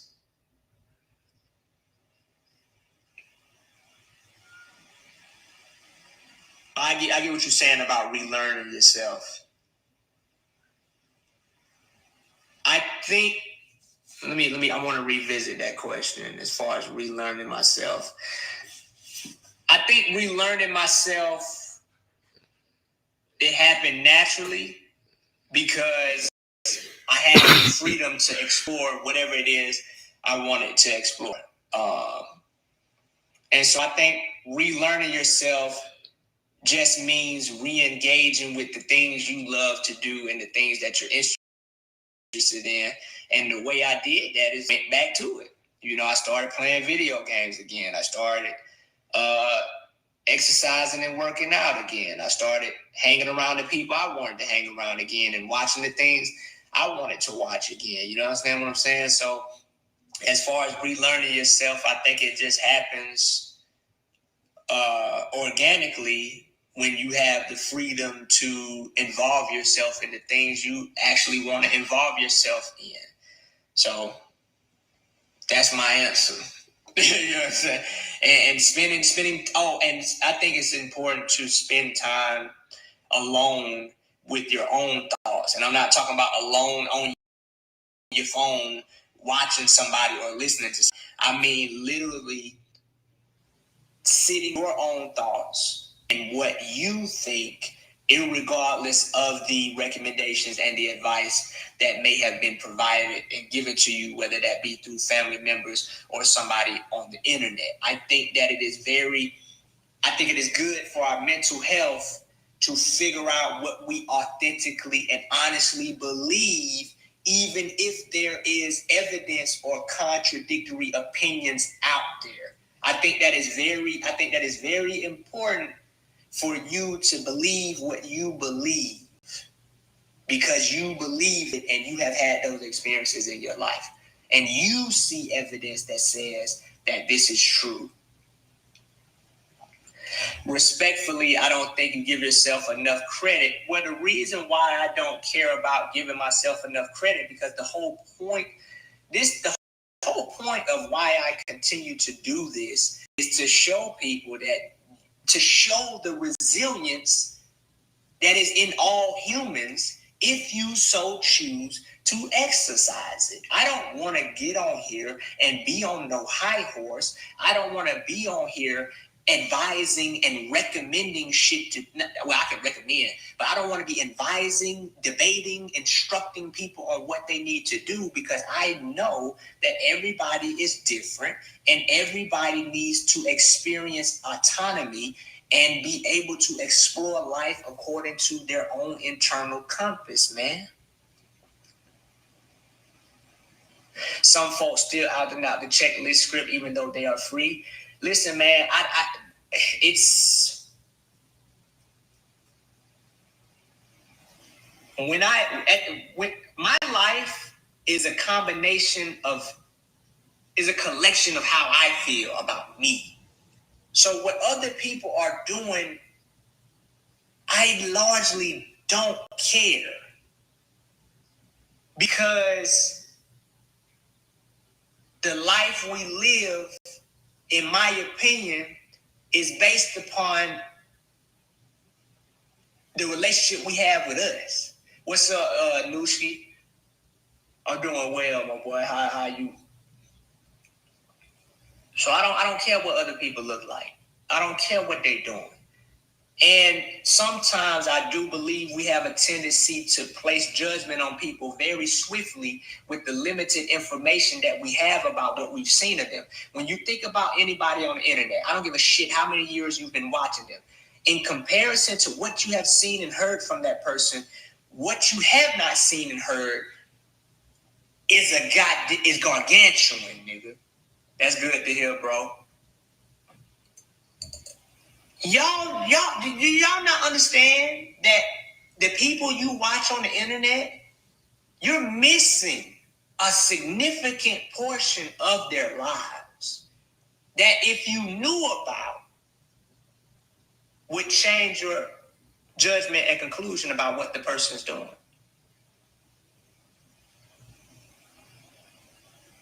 So I try to practice not being judgmental. Even if I see somebody fat as hell, I can be like, damn, man, sloppy ass nigga, need to lose weight, need to exercise, but I don't know that person's story.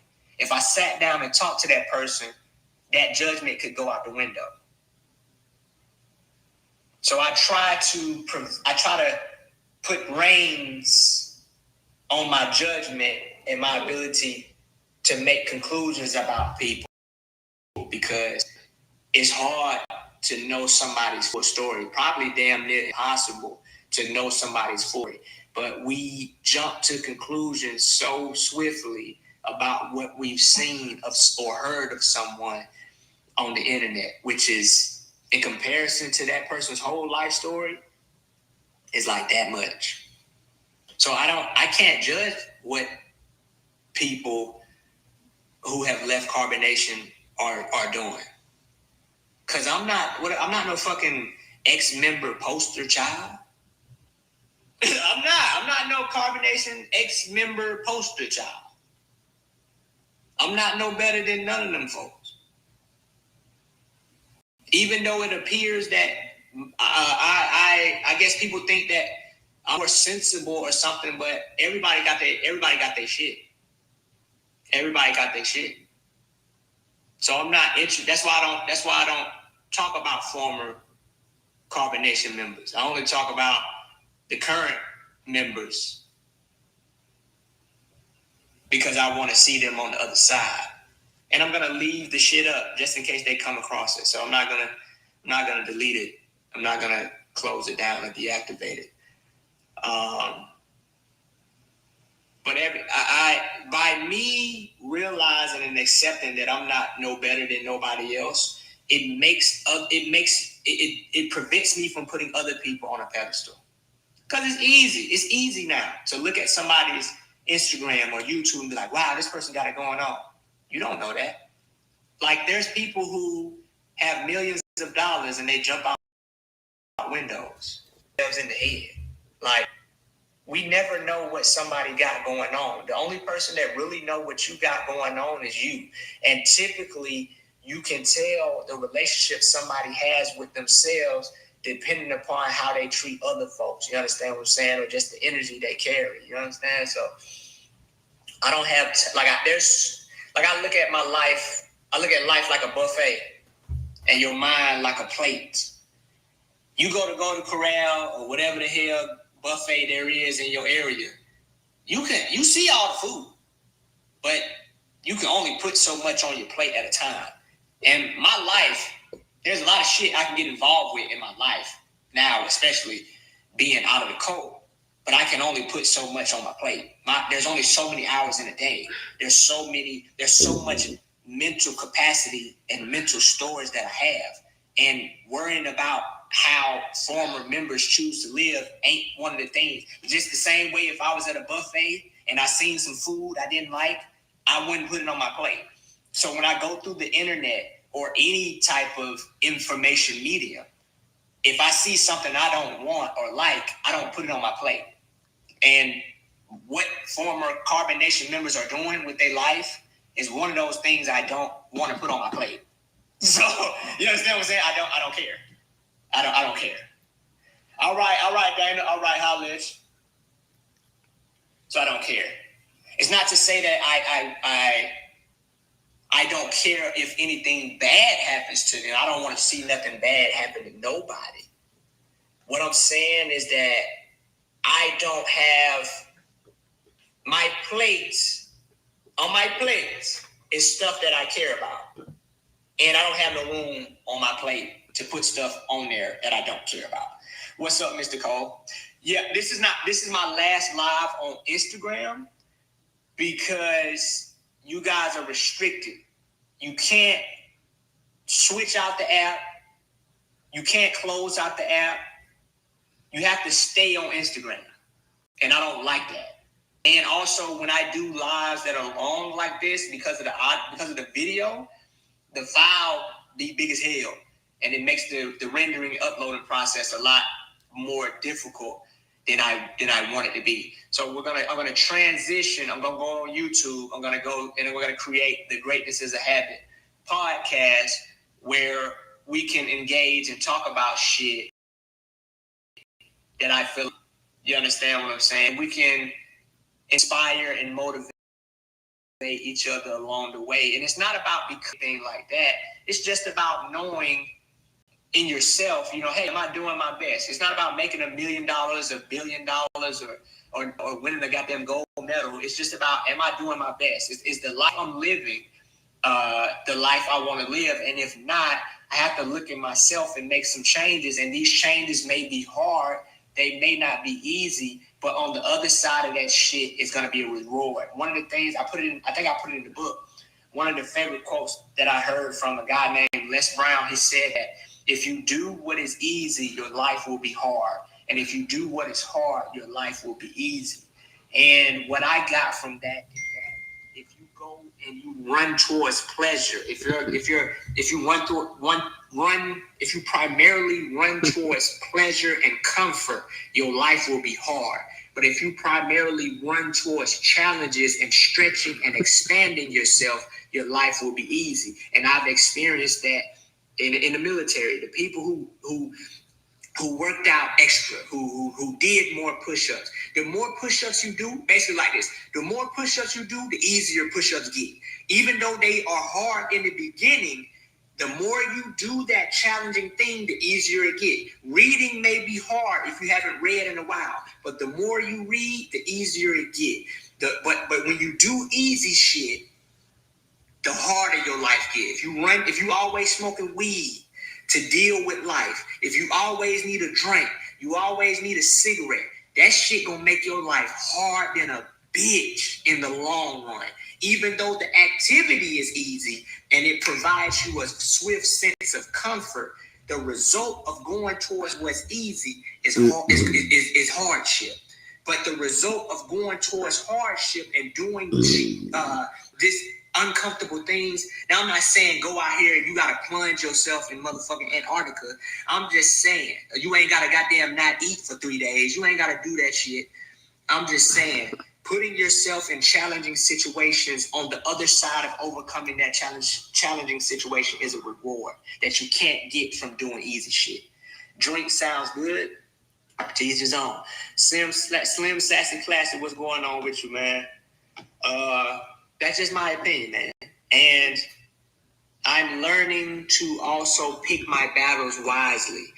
It's not my job to go around correcting motherfuckers. It's not my job going around putting my 2 cents into shit unless people ask, man. Outside of that, people want and they have the right to live the life that they want to live, even if it is not in alignment with the way that I see life and the way I want to live it, as long as they're not abusing and harming motherfuckers. If you want to get your drink on, get your motherfucking drink on. That shit just don't work for me. If you want to get your smoke on, get your smoke on. That shit just don't work for me. If you want to get your goddamn, if you want to, you know what I'm saying, sit around and not do shit, don't work out, don't exercise, that's on you. That shit don't work for me. And do I got the blueprint for life?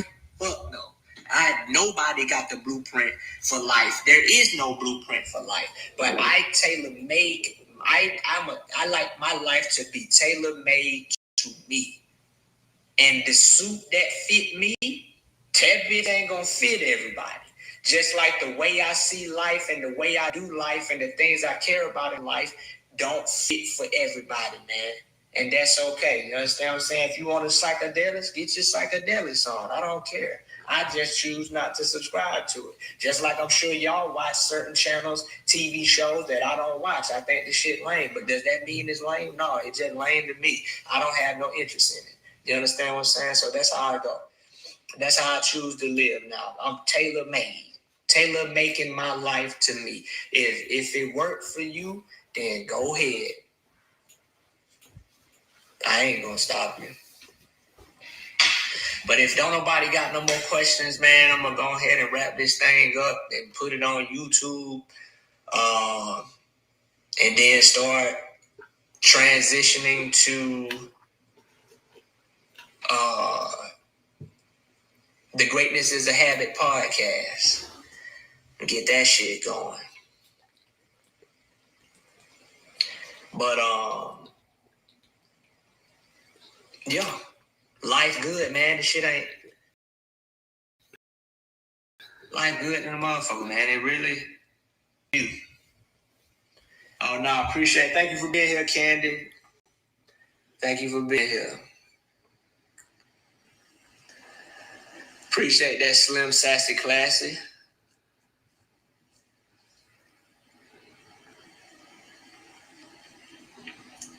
No, I have the same YouTube page, Gracie.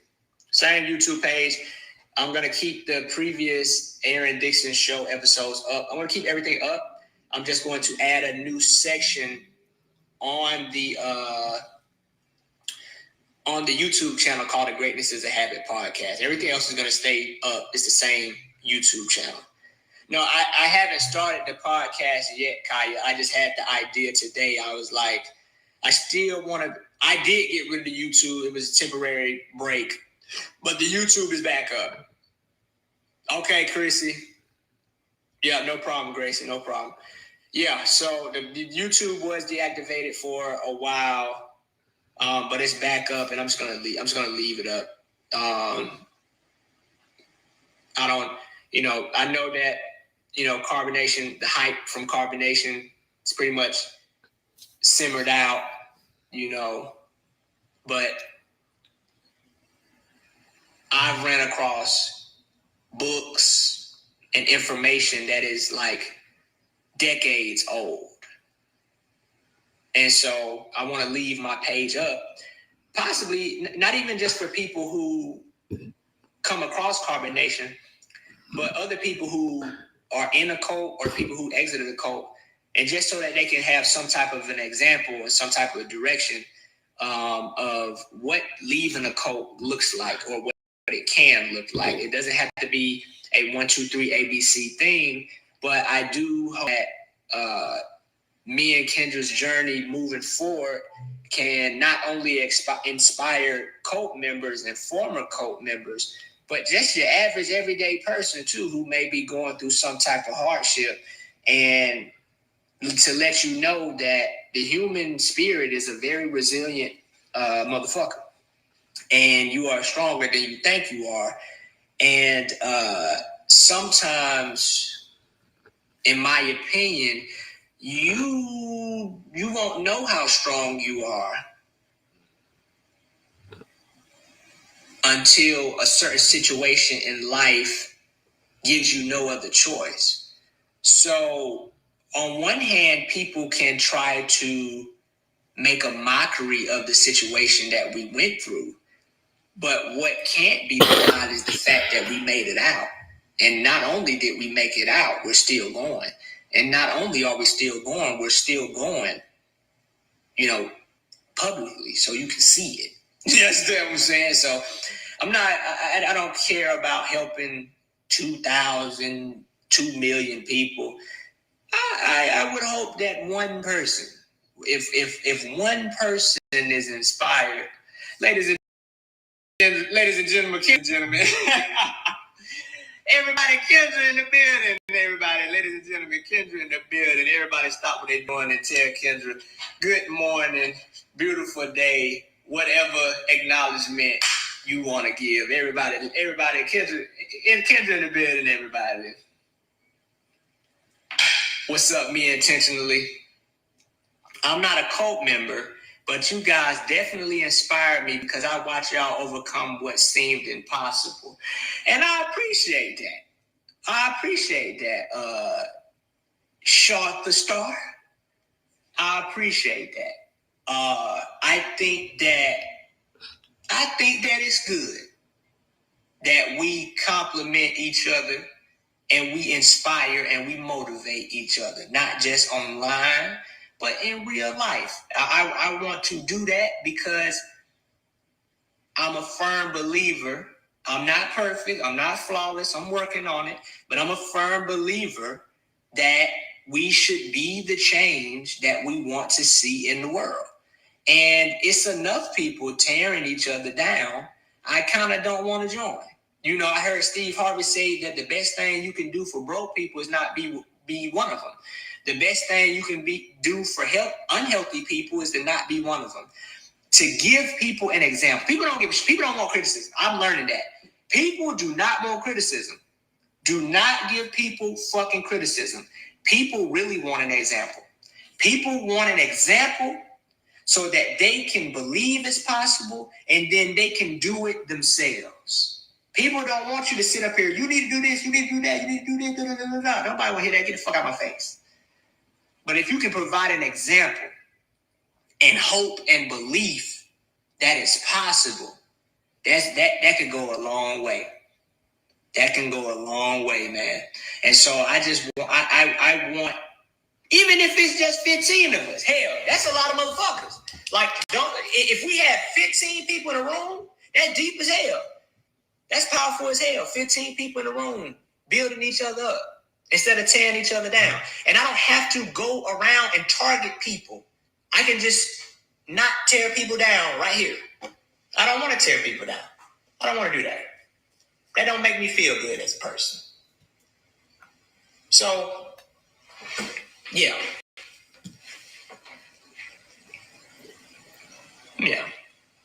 That's where I'm at with it. I like what I'm doing. I like where I'm at.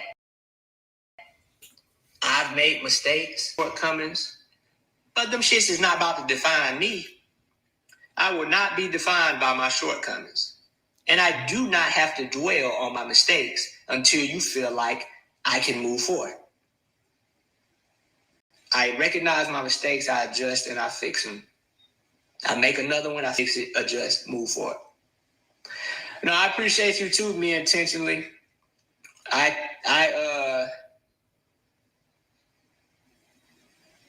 really feel like the most important relationship you have is the one you have with yourself.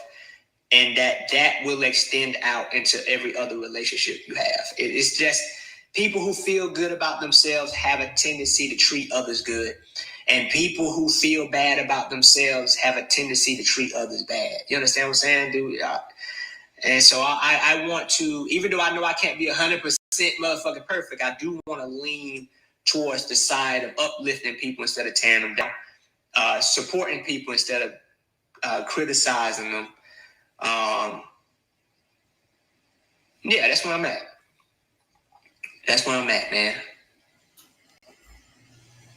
That's where I'm at with it. That's where I'm at. So, if anybody else got anything else to say, please let me know, because kind of coming towards the end of wrapping this thing up. I'm going to, what's today, Thursday? Got to do my exercise. I love it. I love exercising. I like being active. Anything you want to say before I close this thing out, man? Let me know. Let me know. Thank y'all for being here. Thank y'all for providing the feedback. Thank y'all for making this interesting. And thank y'all for making this worthwhile. All right, me intentionally, let's go. Do I have a strict daily routine? No, I used to, but I don't. Am I available for an interview in person?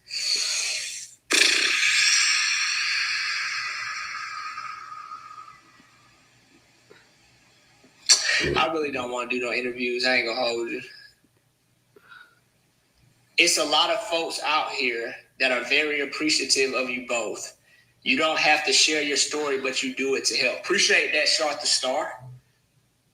Just remember, slow progress is still progress. For sure. For sure.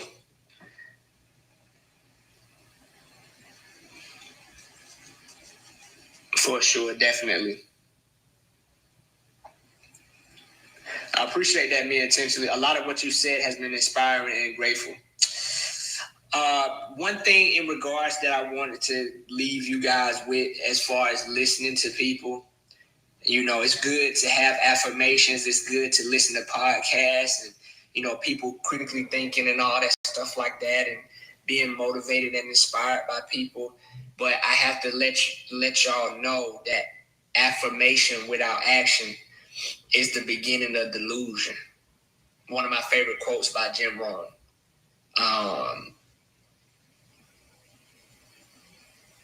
We don't see no results in our life until we take action, until we change our behaviors and we change our ways. You understand what I'm saying? So,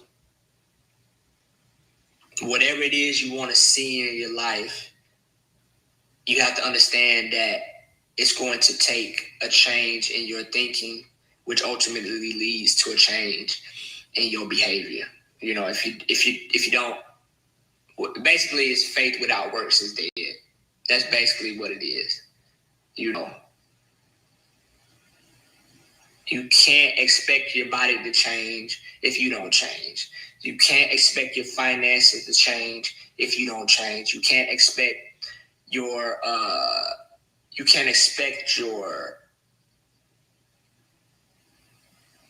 health and your relationships to change if you don't change. I would definitely compensate for time, respectfully for time, but I understand if you're not on it. Yeah, it's not even, but keep it, I'll keep it in my mind, but right now, really not interested in doing any interviews. Just being off of social media for like a week, I've gotten back to like the lady. I want to say gotten. I don't want to say gotten back to myself.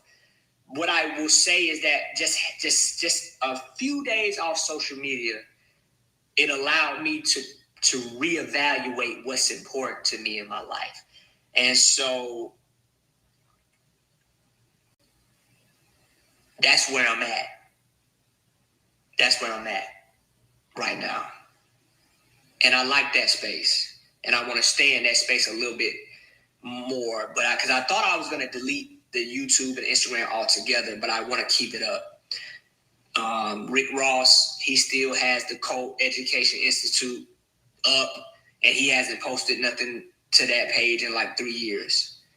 So even if I do decide not to upload on a consistent basis, I can still leave the YouTube channel up.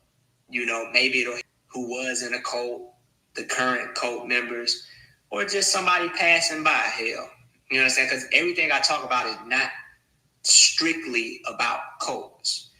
So I'm gonna leave the YouTube channel up, and even if I never meet the person, because there's people who have helped me who don't know I exist, and so I'm gonna leave my channel up. I'm gonna leave my Instagram up, and if it helps one person, that's great. That's great.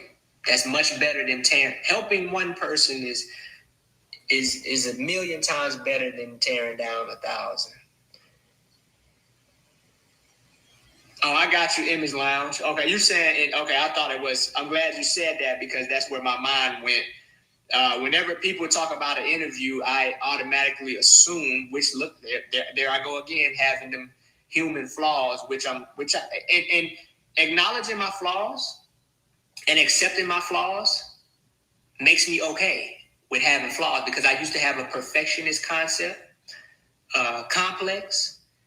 But thank you for making that distinction, Image Lounge. I definitely will keep it in mind. I remember the name,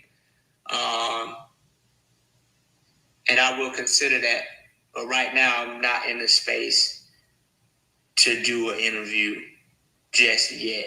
But I definitely will keep it in mind. I'm on Instagram. I'm on YouTube. So, do you still follow any practices that were positive from your time in carbonation, like grounding, etc.? Me and my cousin recently went to a park. But you know what? Nicole, I said Nicole. Nicole, I was grounded long before Nature Boy. I'm from the country. We didn't wear shoes on a regular basis.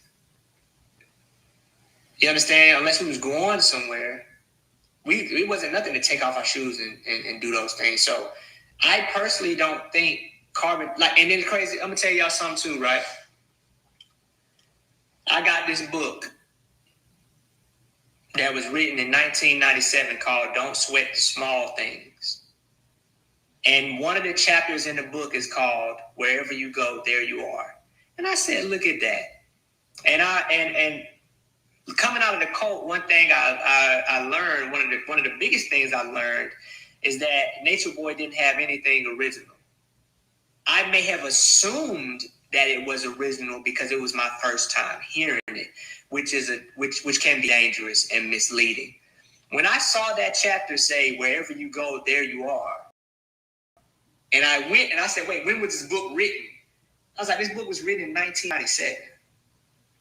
Like, I falsely assumed that Nature Boy was the originator of some of these concepts because he was the first person I heard talking about them.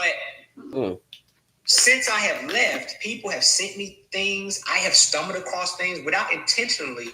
I've listened to people say things. I'm like, dang, this nigga, like, nothing was original about carbonation. It was manipulated and changed, but none of it was original. And I said all of that to say that I don't think carbonation had any practices that were uniquely their own. And a lot of it, and some of the things that I was doing in carbonation, if I look back in my life, I had already been doing them in another form. Okay, Caribbean. No question. Just wanted to cool to see you and Kendra doing an active date. Yeah, that boxing class was so like to act because I've always been fascinated with boxing. My granddaddy used to watch time.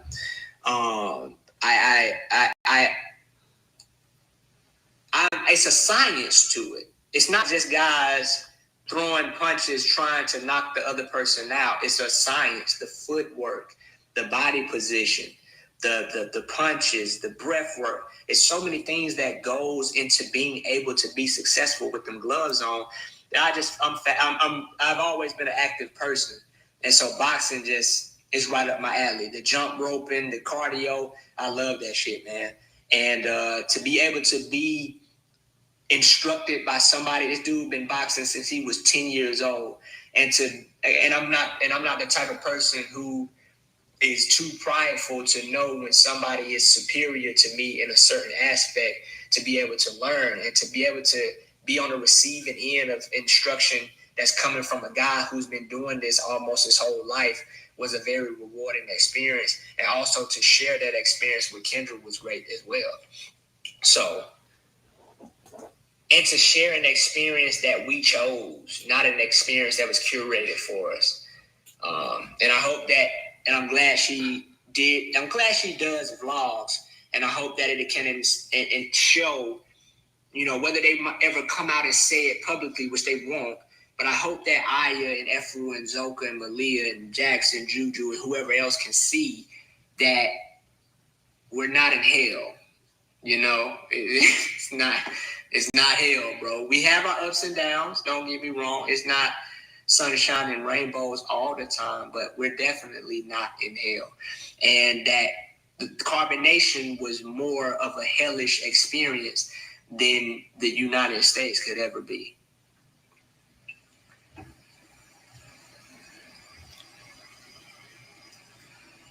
I commented a long time ago, Aaron would be a difference maker. Nature Boy blocked me right away. I knew then that you were the light in that darkness. Everybody could tell. I appreciate that. I gotta learn how to accept compliments, because sometimes I have a tendency not to accept certain forms of praise because I don't want to have an inflated ego, because that can really debilitate your ability to be relatable to people and be effective. Nobody likes a motherfucker that thinks they're so big and bad or so knowledgeable and intelligent. People want to, like, I don't feel, Ralph Waldo Emerson said that everybody I meet is my superior in some way, shape, or form. And so even though I may be gifted in one area, it doesn't mean that I'm better than you. So I'm learning to accept the compliments and the praise without being scared that it's going to cause me to have a false sense of confidence or esteem. Yeah, carbonation was definitely, I'm sure there's worse cults. It's kind of hard to quantify your abusive, traumatic experiences. Whose car wreck was worse, yours or mine, But I will say that there are probably cults and cult members who experience worse than we did, but carbonation is definitely more of a hellish experience than the one I'm living now, so, but we'll see, we'll see. But it was much needed.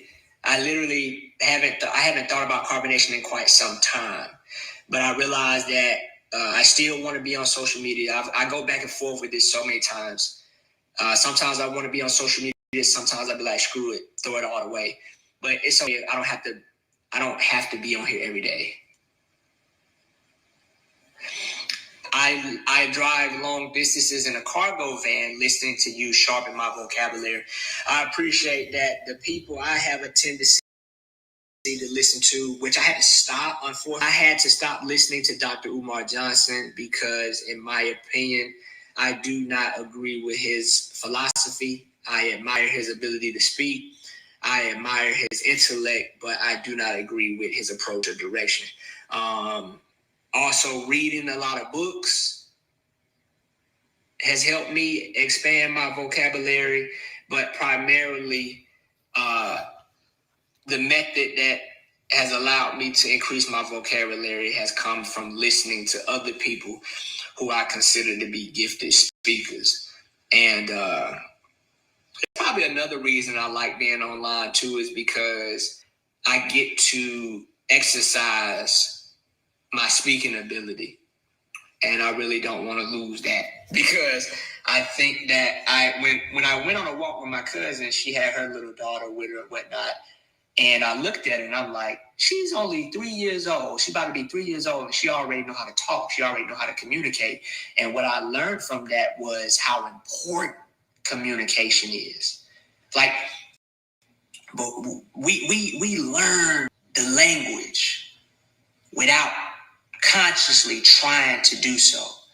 And so I look at the biological features that come out early on, and in my opinion, I consider the earliest to be the most important. You know, one of the first things a baby does is cry, get somebody's attention, because that, in my opinion, shows the importance of others. Like, that's probably the most important thing you have in life is other people. That's why, like we was talking about it, we was like, human beings are the most vulnerable creature on the planet, because unlike other animals, some animals, they're born and they already know how to walk, they already know how to find food. But a human being, it takes us years to be able to survive on our own. And so I look at the elements, that element, those two elements in particular, show me how important it is to connect with other people, how important it is to effectively communicate. Because imagine being a baby, 2-3 years old, and your ass speaks Spanish, but your family speak English. You know, or you can't communicate. You can't communicate your needs. Communicating your needs is one of the most important things for your existence as a human people. Other people first, in my opinion, the most important thing we have in life is other people. The second most important thing we have is our ability to effectively communicate our needs to those people, which is one of the only ways to get your needs met. If you cannot effectively communicate your needs, you will go through life blaming other people for not giving you what you need. But the truth of the matter is that we have to effectively communicate our needs to other people, because as it stands right now, we don't have telepathy. We don't mind read. That is why it's very important for you to know how to communicate. Otherwise, you will suffer in your existence and not be able to get the life you actually want. I enjoy, who is that? Sonia, Legally Blonde. Okay, I enjoy listening to you because baby means you didn't like you talk. You was a mean something in those days. Now you're pleasant and intelligent. Yeah, I mean, usually the way people come off to others is because of two reasons. One, they're being manipulative and deceitful temporarily to gain something, only to reveal their true intentions later, or it is a byproduct of how they feel about themselves. I'm a firm believer that people who aren't being manipulative and deceptive, people who treat other people good, are only extending to you that which they feel within them own selves. And people who are being mean, ugly, and nasty, you gotta think my environment was mean, ugly, and nasty. So I came online, and guess what I did? I became mean, ugly, and nasty towards other people. It had nothing to do with y'all. It had nothing to do with your comments. It had nothing to do with your profile picture. It had nothing to do with your username. It had nothing to do with any of that. I was only showing the world and all who viewed the carbonation situation how I felt about myself, which was an extension of the environment in which I was subjected to, and which is the reason why I don't say the child is bad. Like you might see kids in a store who are acting out, but for the most part, I just think that that's how kids are. But I don't look at a child and assume that the child is bad, but rather I say that the parenting is bad, and that the environment is bad. I don't think that a child can be held accountable for their mental state. or their physical state or their emotional state. One, they have no idea of what these concepts actually are. And two, they are a byproduct of their environment because they only have a tendency to absorb rather than dissect and organize and compare and challenge. They don't have the mental faculties available to do that. So children can only absorb the energy and the language and the atmosphere and the vibe of the people around them. And that shit don't change as you go older. You ever seen somebody who used to be one way and then they start hanging around another group of people and they start being another way? That shit don't stop. We are typically I'm going to use the word, we are typically a reflection of the people, places, and things that we subject ourselves to. It's not an accident that people are the way they are. It's usually something that results from what they expose themselves to. And so that's what you see today. What you see today is what I subject myself to on a regular basis. What you saw in carbonation was what I was subjecting myself to on a regular basis. Well, I won't praise you. Thank you, BB, for not praising me. But I will always look at you and Kendra as a pillar of hope that if you two could wake up out of that cult, so could my daughter and husband wake up out of the cult of Jehovah's Witness. For sure. For sure. I know that having a loved one in a cult is a very challenging and difficult experience because it's a unique rescue mission. If somebody's trapped in a fire, you got to go in there and grab them and bring them out. Mission. If somebody's locked in a room, you just have to unlock the door and get them out. If somebody's trapped in a car, they bring out the jaws of life, open the door, get the person out. Unfortunately, a cult is a psychological entrapment in which physically relocating the person might not give you the tangible result of breaking that person out of the mentality. So ultimately, having a loved one in a cult it can be a long waiting game. And on the most unfortunate end, they could never leave. But definitely hope is something that I think we all rely on and lean on at some point or another in our life. So we're alive. I mean, if it wasn't for hope, I'm sure we've all experienced where it was more than justifiable for us to just be like, I give up. Whether it be the unexpected death of somebody, unexpected life-threatening illness. You was pregnant, then you lost the baby. All kind of things can happen in life that we could use to say, you know what, I give up. But we have this concept called hope that makes us believe that no matter how dark it gets, the sun will come out again. And I've seen that. No storm, no hurricane, no tornado, no earthquake, no volcano.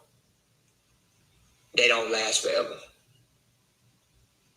No tragedy, no storm, no hardship lasts forever. And the goal is to be able to last during that process, because going through those hardships actually can build you up into a stronger version of yourself that you may not otherwise been able to achieve. I look at it like the gym or working out. If you want a certain physique, if you want a certain level of strength, you are going to have to push yourself through some challenging conditions in order to get through the other side, to get that strength. You understand what I'm saying? So I'll take it. I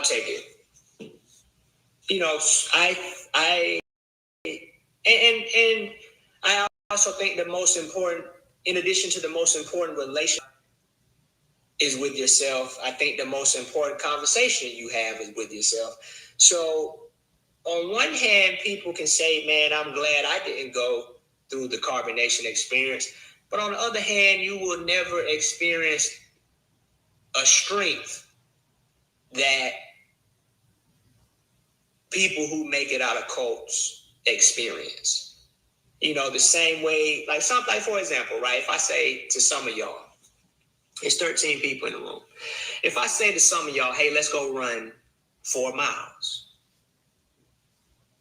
the distance is the same, but that registers different responses in each person who heard me say that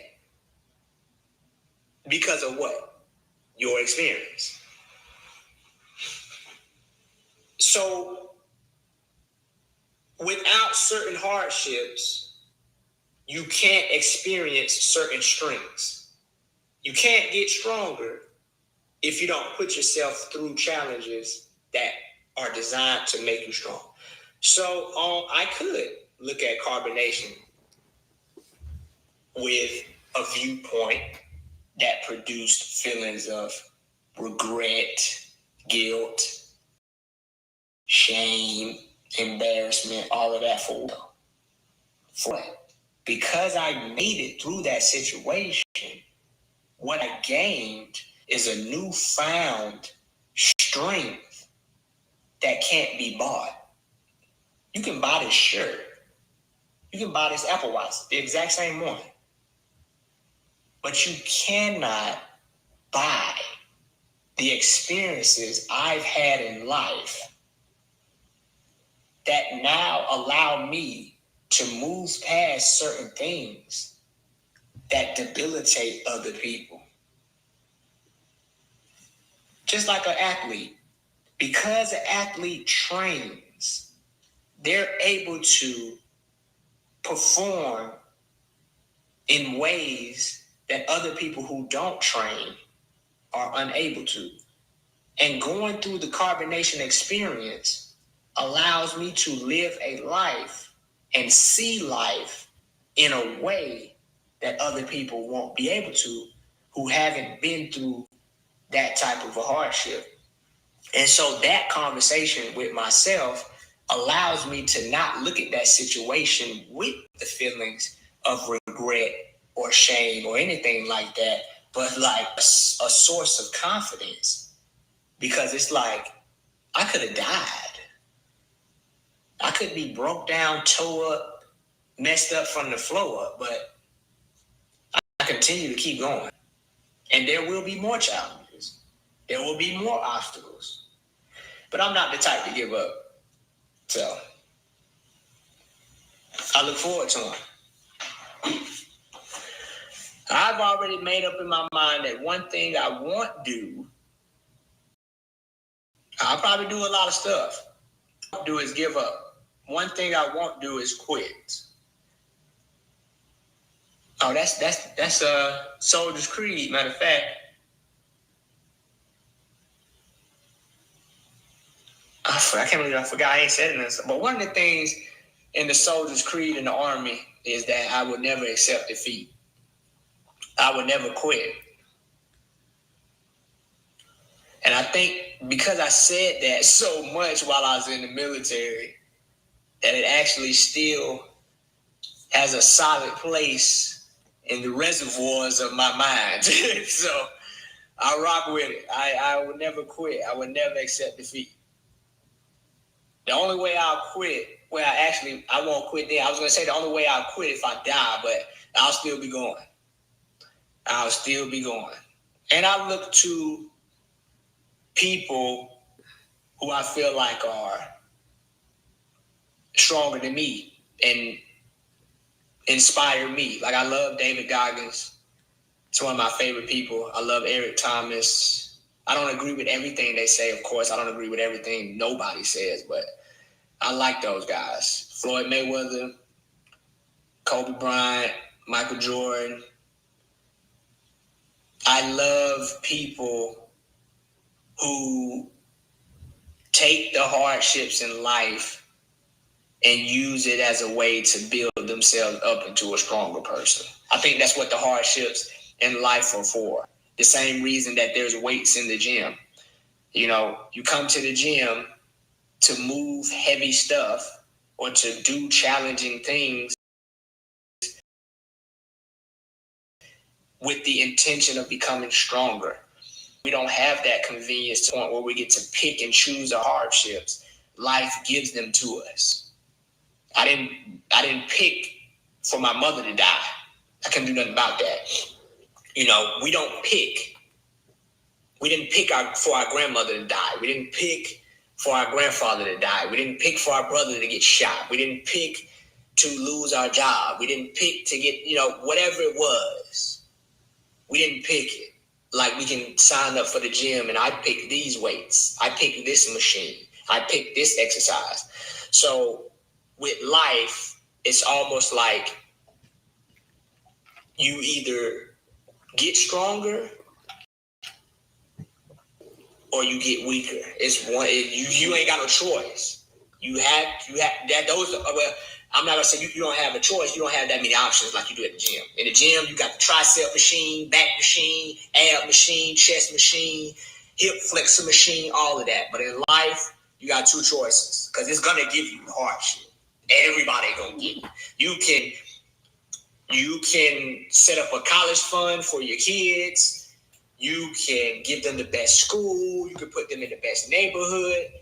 I'm not saying don't do these things, but you cannot prevent your kids from the hardship that is integrated into life. To live life is to experience some type of hardship. But the choice that we all get is, are we going to use these hardships to be Down D, this isn't a rerun. or are we going to use them to be This is something that I've never shown anybody. You're right. Having to have patience and deal with the aspects of them being in this situation for sure strengthens my relationship with God.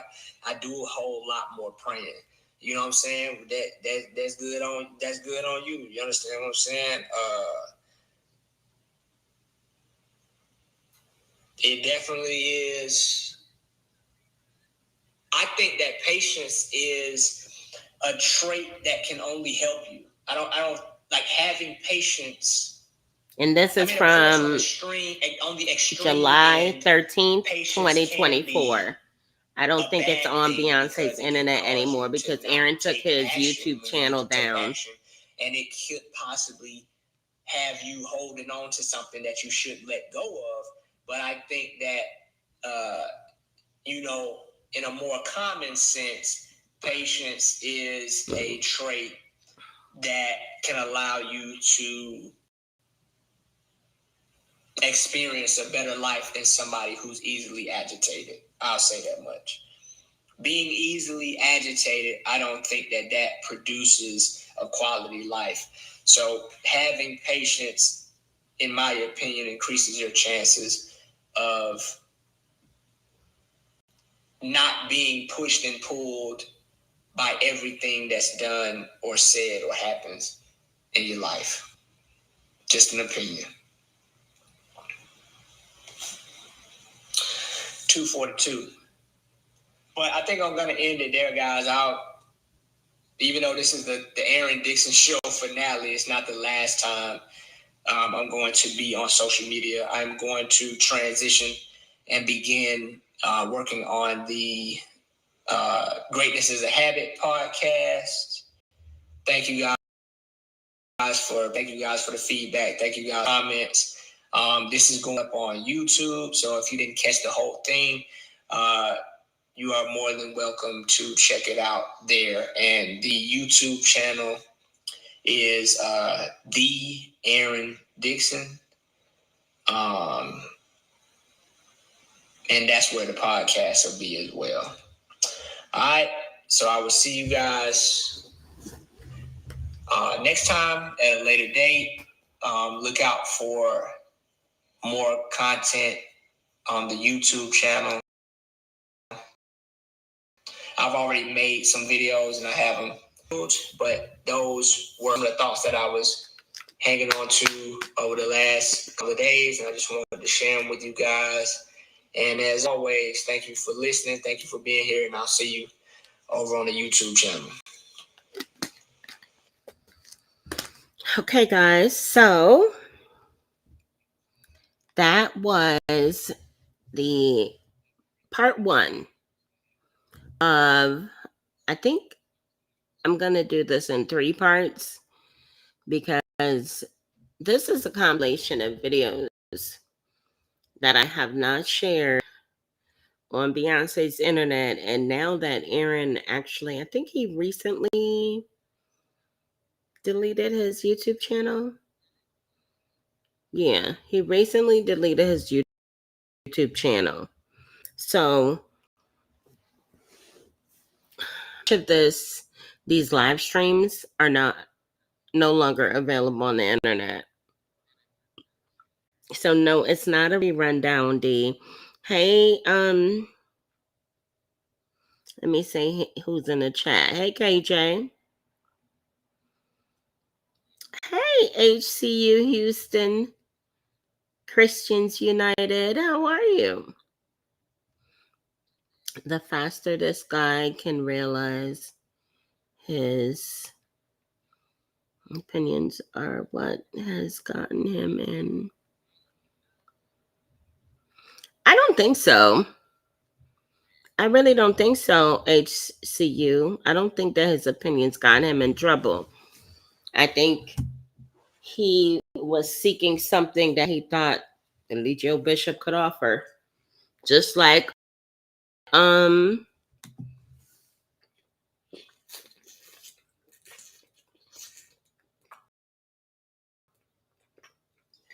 sorry to take a sip of my Gatorade. But I don't think so. Hey, Patrima.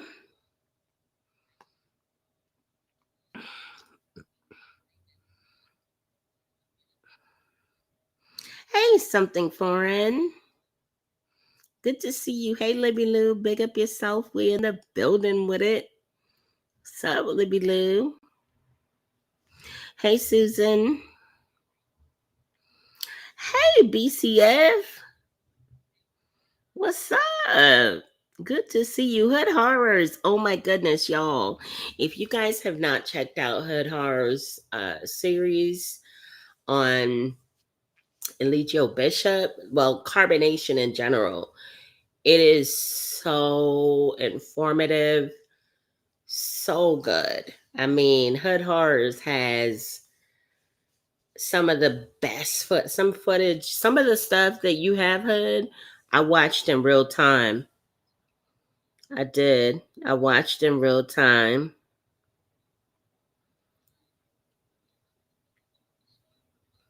Let me see. Hey, Michelle. Thank you guys for hopping in the comments and participating in the live stream. Let's see. Hey, MD Revo. Where were you yesterday, MD Revo? Hey, Madria.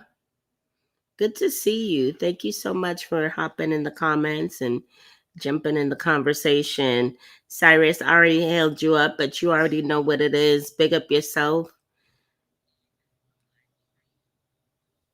Paige, hey, how are you, love? Poetry, hey, poetry. How did Aaron ever fall for Nature Boy's foolishness? You know what? Poetry, that's an amazing question. And I'm sure it's probably one that he tries to answer himself, probably on a regular basis. But guys, I'm about to get up out of here. I will be back. Girl, I swear. Running trigger. Running triggers what? Something foreign. But I will be back with part 2 tomorrow, maybe. I think. I'm supposed to be having dinner with my kids. I'm making them some curry chicken tomorrow. I'm going to try to come back tomorrow with part 2. Again, this is a compilation video of all of, I think, a lot of 5 or 6 live streams of Aaron that I've had in my devices for months. As some of you might know, I'm working on getting a lot of data and files and information out of my devices.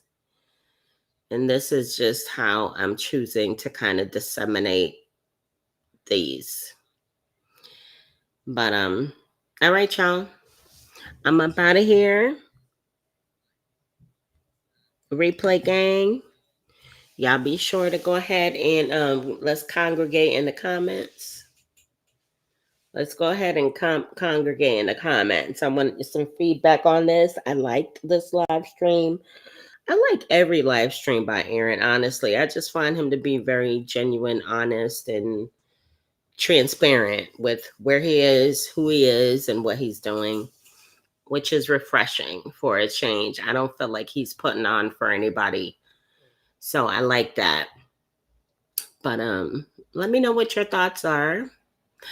And if you are not already subscribed to the channel, guys, consider subscribing today.